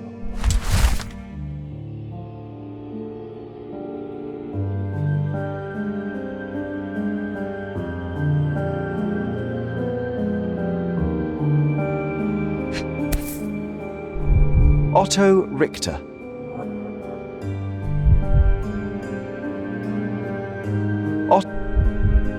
This one is rather thick. Mycroft can be truly dogged in his research.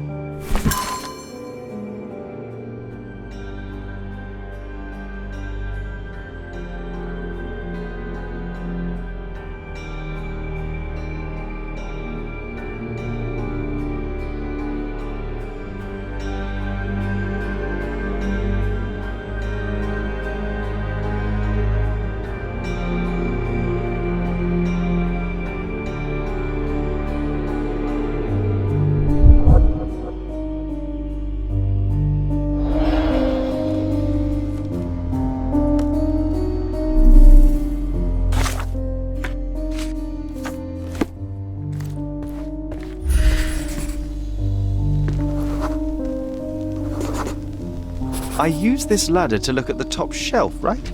On the day of Mother's breakdown upstairs. Right you are, Sherry.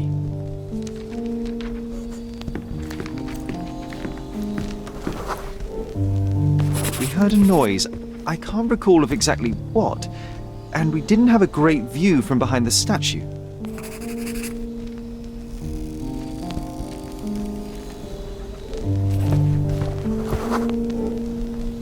Books and papers from the table somehow ended up on the floor. Now it's coming to the surface. I feel it.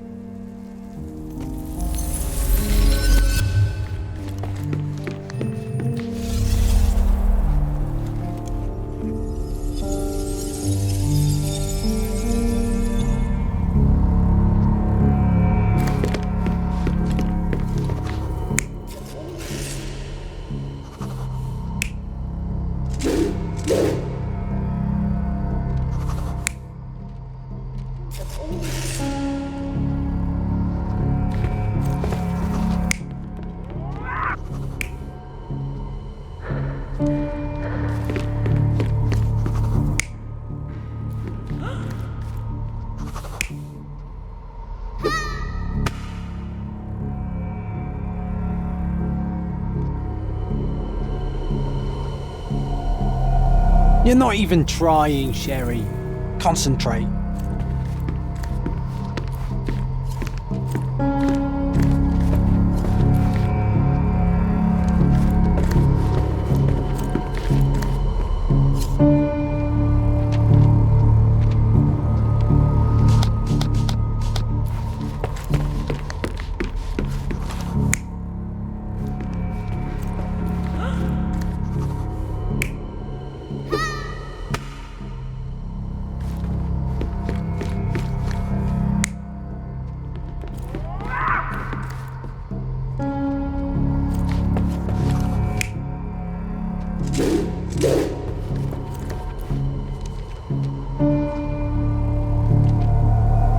You're not even trying, Sherry.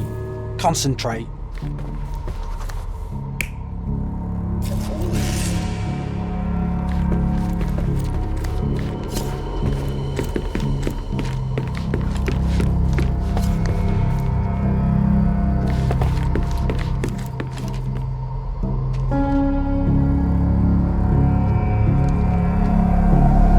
not even trying, Sherry. Concentrate.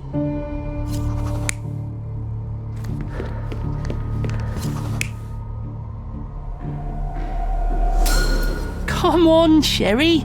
Let's go outside. Wait. Did you hear that? Come here, Sherry. You call this progress? Charlatan, amateur. I'm not letting you anywhere near my mother again. So there was a quarrel between them.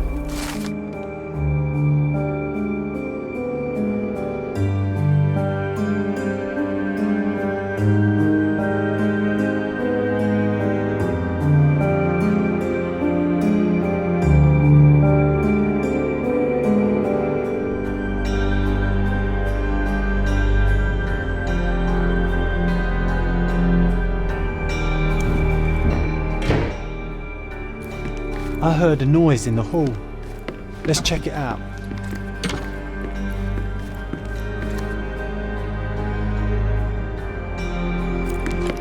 Sherry, look! We've got a parcel here. Hurry up and let's see what's inside.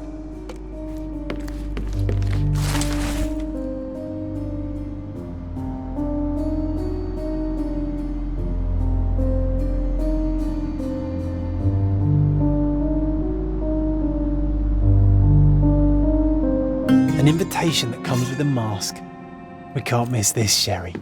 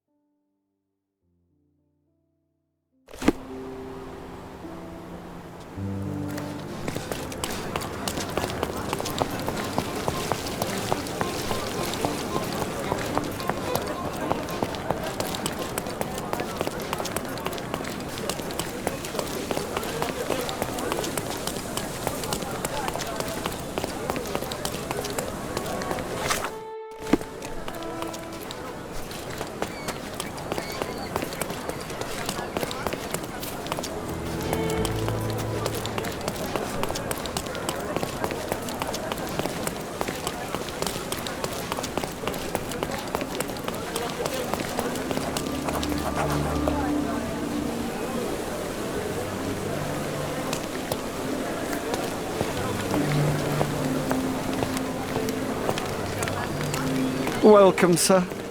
I do hope...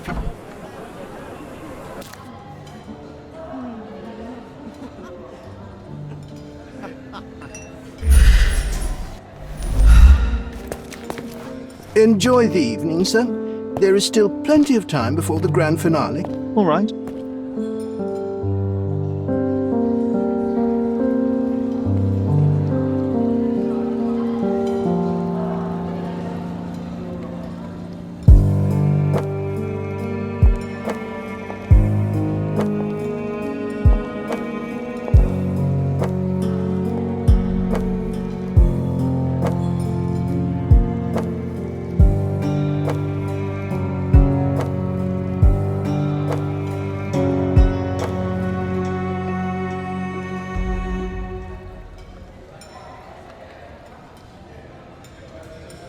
What if I write an article about these people here? Can you help me gather information about Cordona's elite?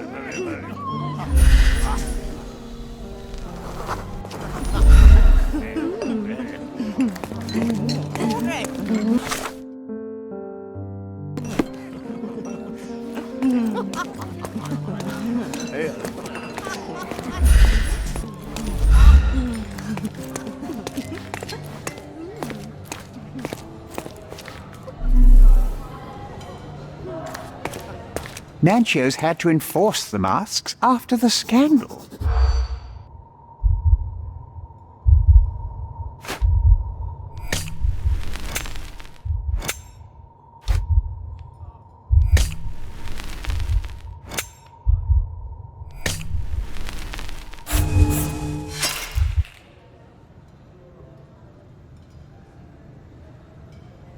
Nancho's had to enforce...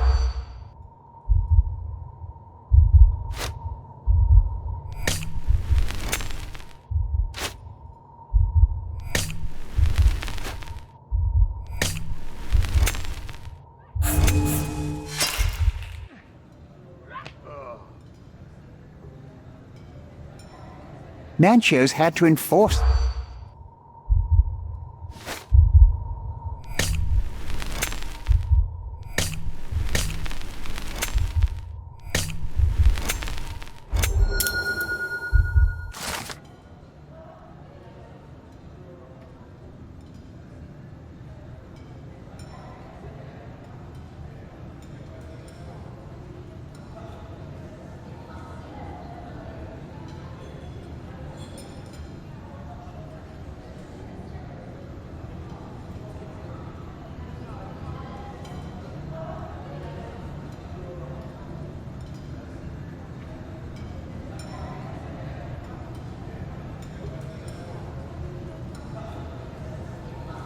That's what I like about this party.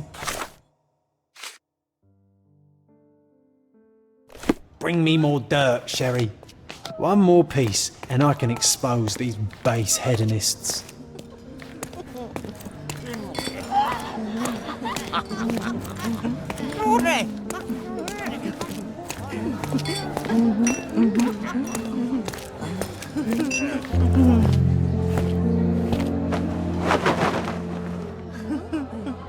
Sherlock! Friend! I wasn't sure you'd come.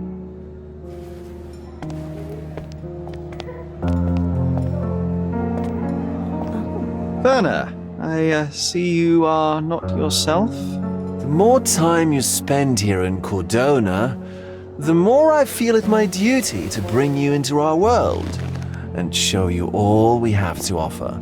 And what is on offer today? Pleasure, indulgence, relief, and relaxation. You've earned some time for yourself, have you not? Those who know me would say I'm incapable of it. Nonsense. I refuse to believe there is anyone permitted to know Sherlock Holmes. Huh. You may be right. Then free yourself from inhibition and expectation. The night is young, and so are the guests. You should try to enjoy both. It's not healthy for handsome men to spend every night alone, and certainly not in a house filled with such melancholic memories. I must admit, my travels have proven more taxing than expected. I'm less confident in my life and myself. Time of relaxation seems a distant dream. So can I tempt you with a physical aid to your moral consolations? There's wine, of course, something to smoke, or perhaps an artificial paradise? Yes, something more spiritual, a potentiator to sharpen the mind. A 7% solution of, well, that'd be telling, but you must try it.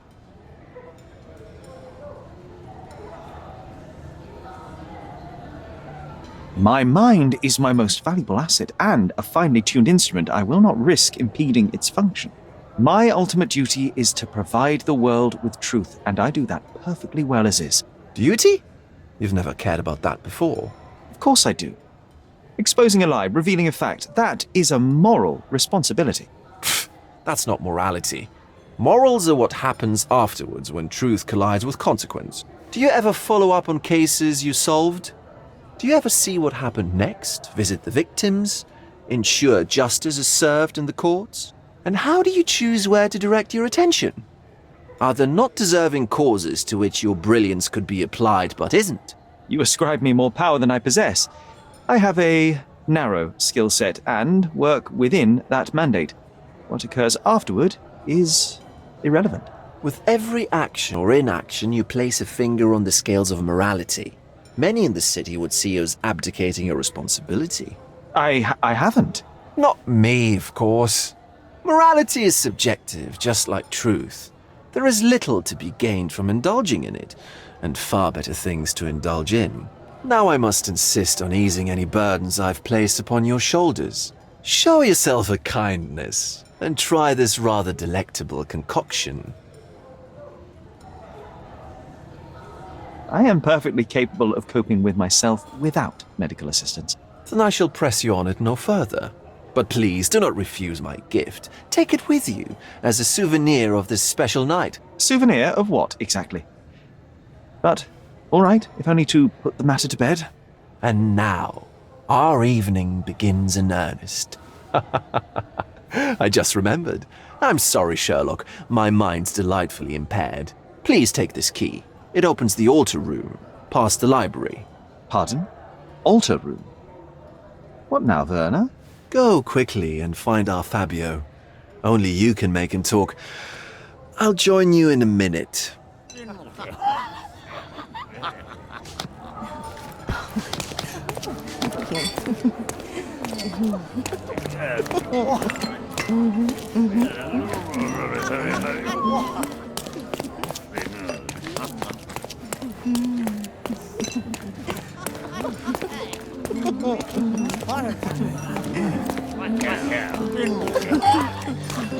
My goodness, Sherlock. They made a blood fountain.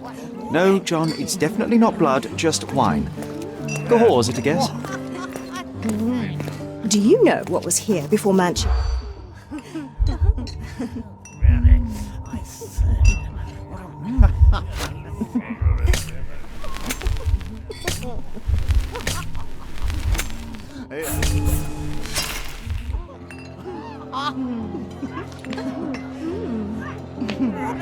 Do you know what was here?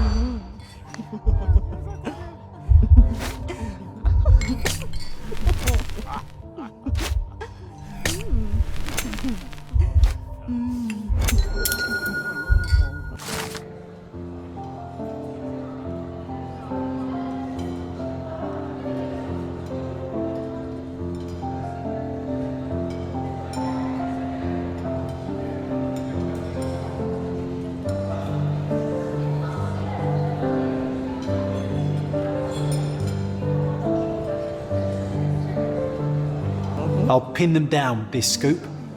Thank you, Sherlock.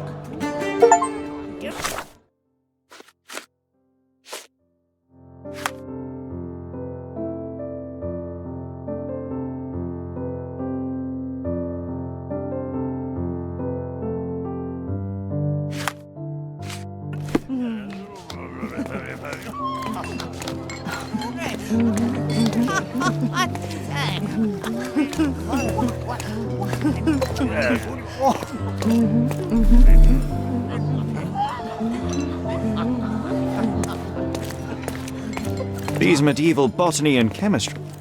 Codex Orchis. Why does this occult book sound like a flower? Curtains do not guarantee privacy. And you still need a crack, despite being ethereal.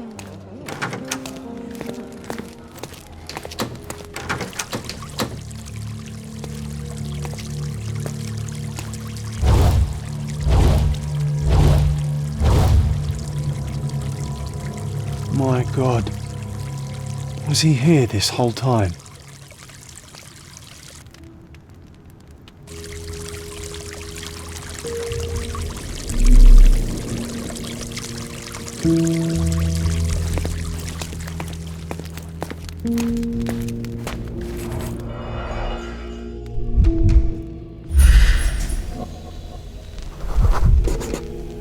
This crude tattoo partially covers as slave branding.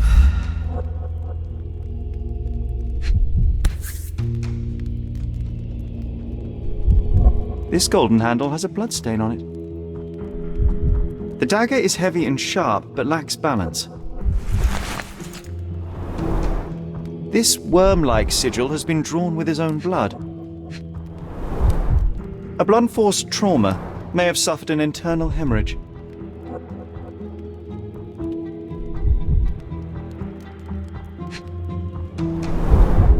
The wound is deep. A precise strike reached the heart.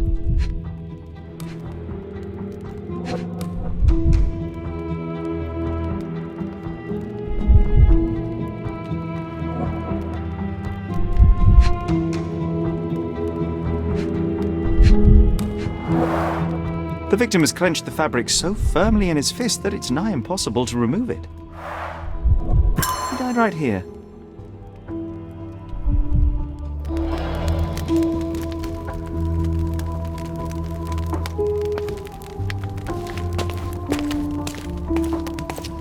The herbs here are Salvia divinorum. They have a slight hallucinogenic effect to emphasize the ceremony. This elaborate box must be for the ritual dagger. This oil has a slight aroma of flowers and olive. The ointment smells mouse-like. I presume it is an aphrodisiac prepared from a Spanish fly. This one looks like a twisted symbol of Venus, drawn in a hurry. The sign reminds me of the astrological symbol for Mars.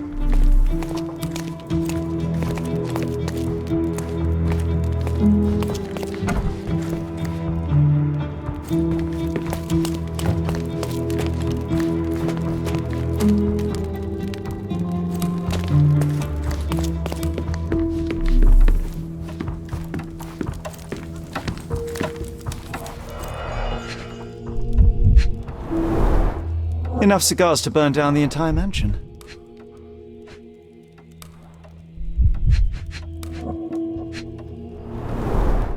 Why don't people tidy up after themselves?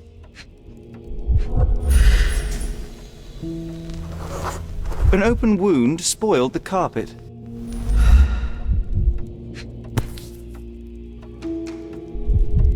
Blood. A sturdy bottle met a not-so-sturdy human.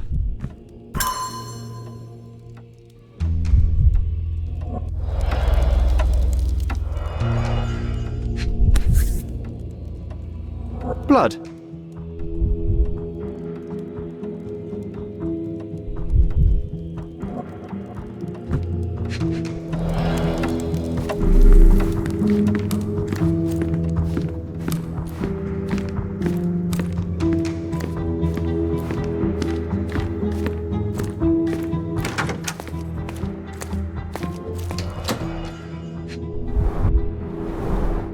The pitcher is empty, but with puddles around it.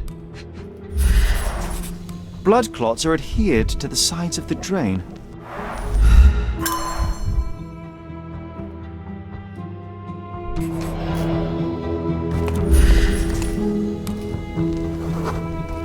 Identical to the robes the guests are wearing. Props, decorations, and tools for a more detailed set.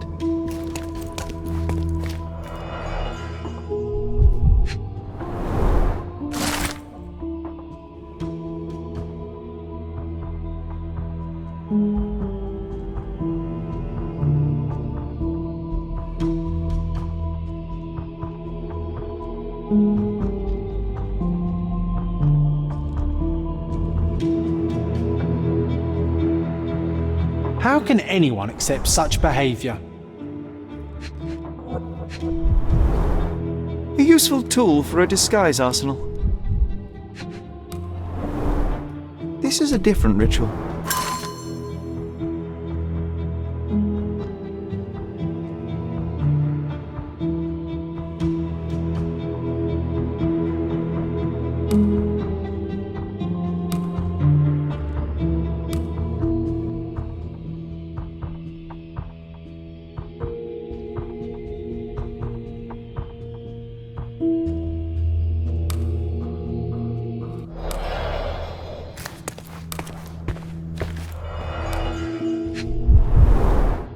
Handcrafted and luxurious cufflinks. There's also a note. For my Fabio, Manchos. The key is similar to the one that Vogel gave me. The capital F.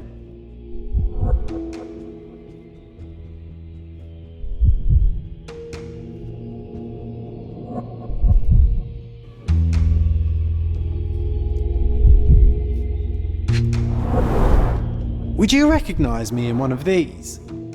I suppose not.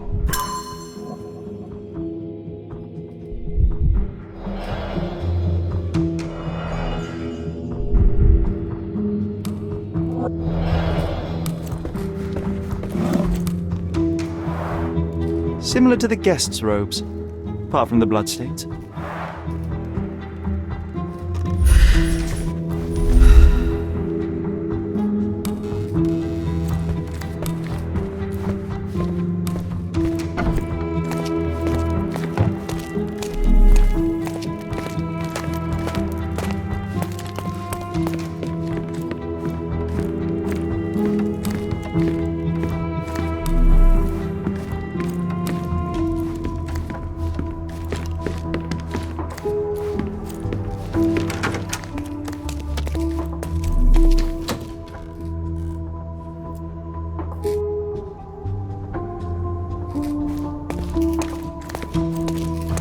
Props, decorations, and tools for a more detailed set.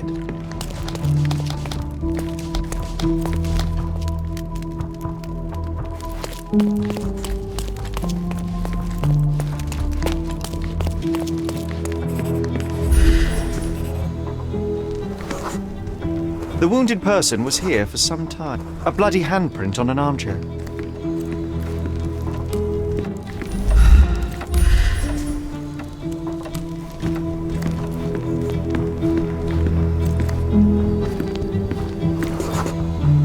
A person leaned against the doorframe. They left a smudged trail of blood. There appeared to be no further traces leading to the altar.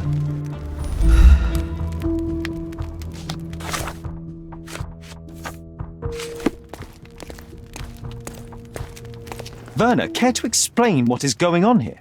On nights like these, it's not unusual for some attendees to get a little exuberant. It's part of the appeal. Unfortunately, it appears things have gotten out of hand. Yes, some are more prone to bend the rules of morality. That's murder. I doubt there's anything left to bend. Why did you not tell me immediately? We were chatting about trivial matters for some time. If I'm completely honest, Sherlock, I've consumed a rather potent cocktail of substances. My attention slips and drifts. But I'm glad I thought to call for you. You sent me a disguise. Oh dear, did I? Well, since I found the body, Mr. Manchios has agreed that you can investigate the matter. I promise my mind will behave itself going forward. All right. And pull yourself together, Werner. What is it about these nights that you were so eager to share with me? Well, they're not always in the evenings, but they are in the shadows. People gather to test their boundaries in a safe and consensual atmosphere. Often with more stains than your typical crime scene. But that is the point. Who are we to judge? I suppose that's fair.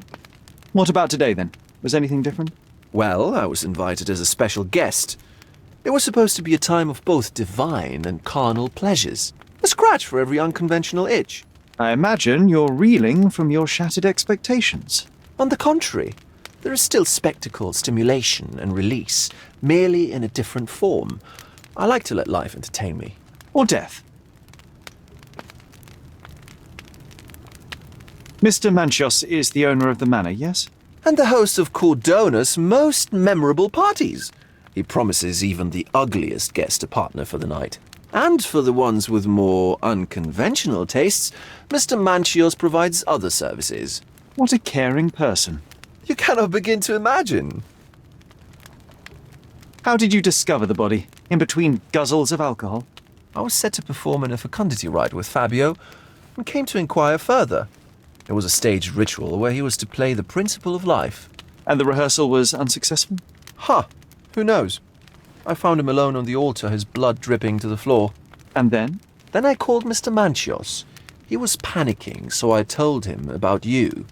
We left the room and locked the door. Then we were... Filling time? Waiting for you was stressful. We indulged in some simple comforts. Overindulged, perhaps. Were you well acquainted with Fabio, the victim? Everyone knew Fabio, or wanted to. His beauty was the talk of the island. Too handsome to go unnoticed. He was magnetic. Fat wallets fought for the privilege of having him. He offered the pleasures of performance, and more.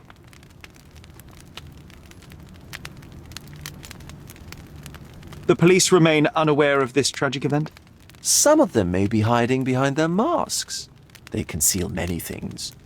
But we didn't want the authorities to create more problems. Besides, after a few cocktails, their incompetence will have soared to new heights.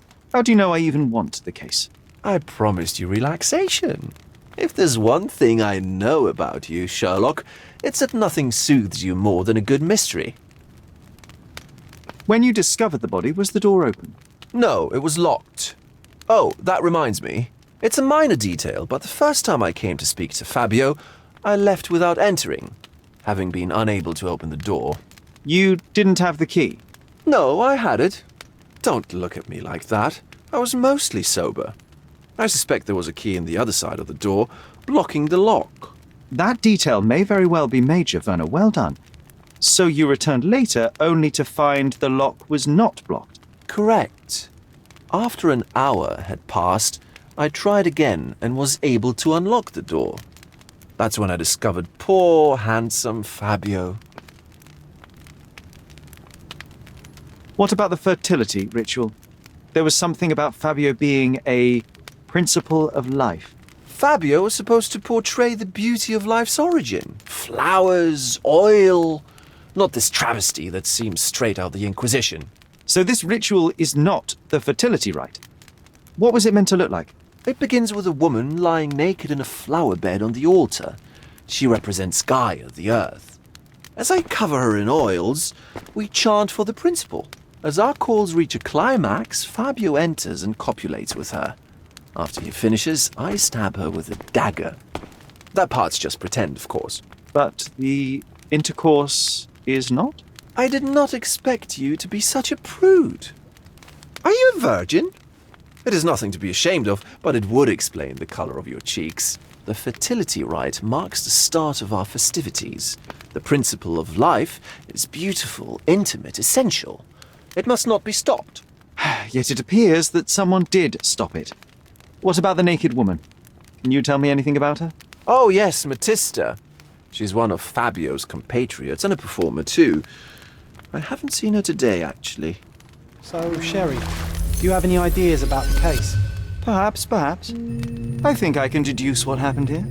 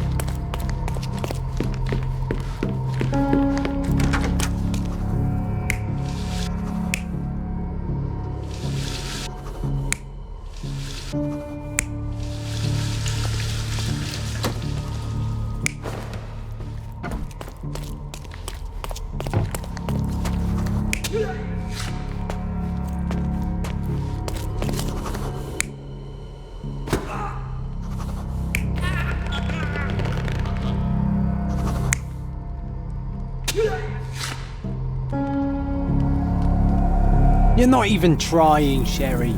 Concentrate.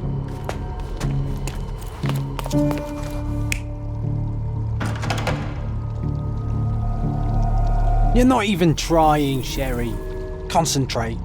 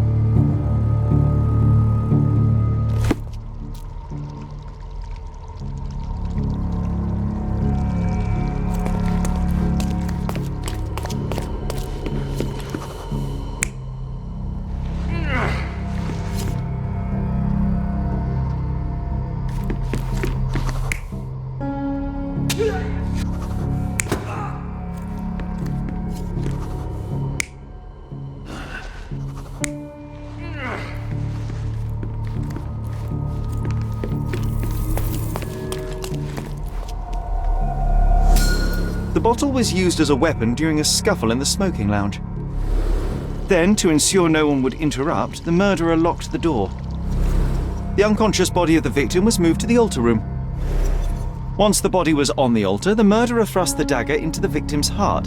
Symbols were drawn with the blood. The wardrobe was used to hide the bloodied robe from anyone's eyes. The killer washed himself and took a clean robe from the hanger before leaving. Are you all right? You're on the floor, not moving. I think I know what happened here.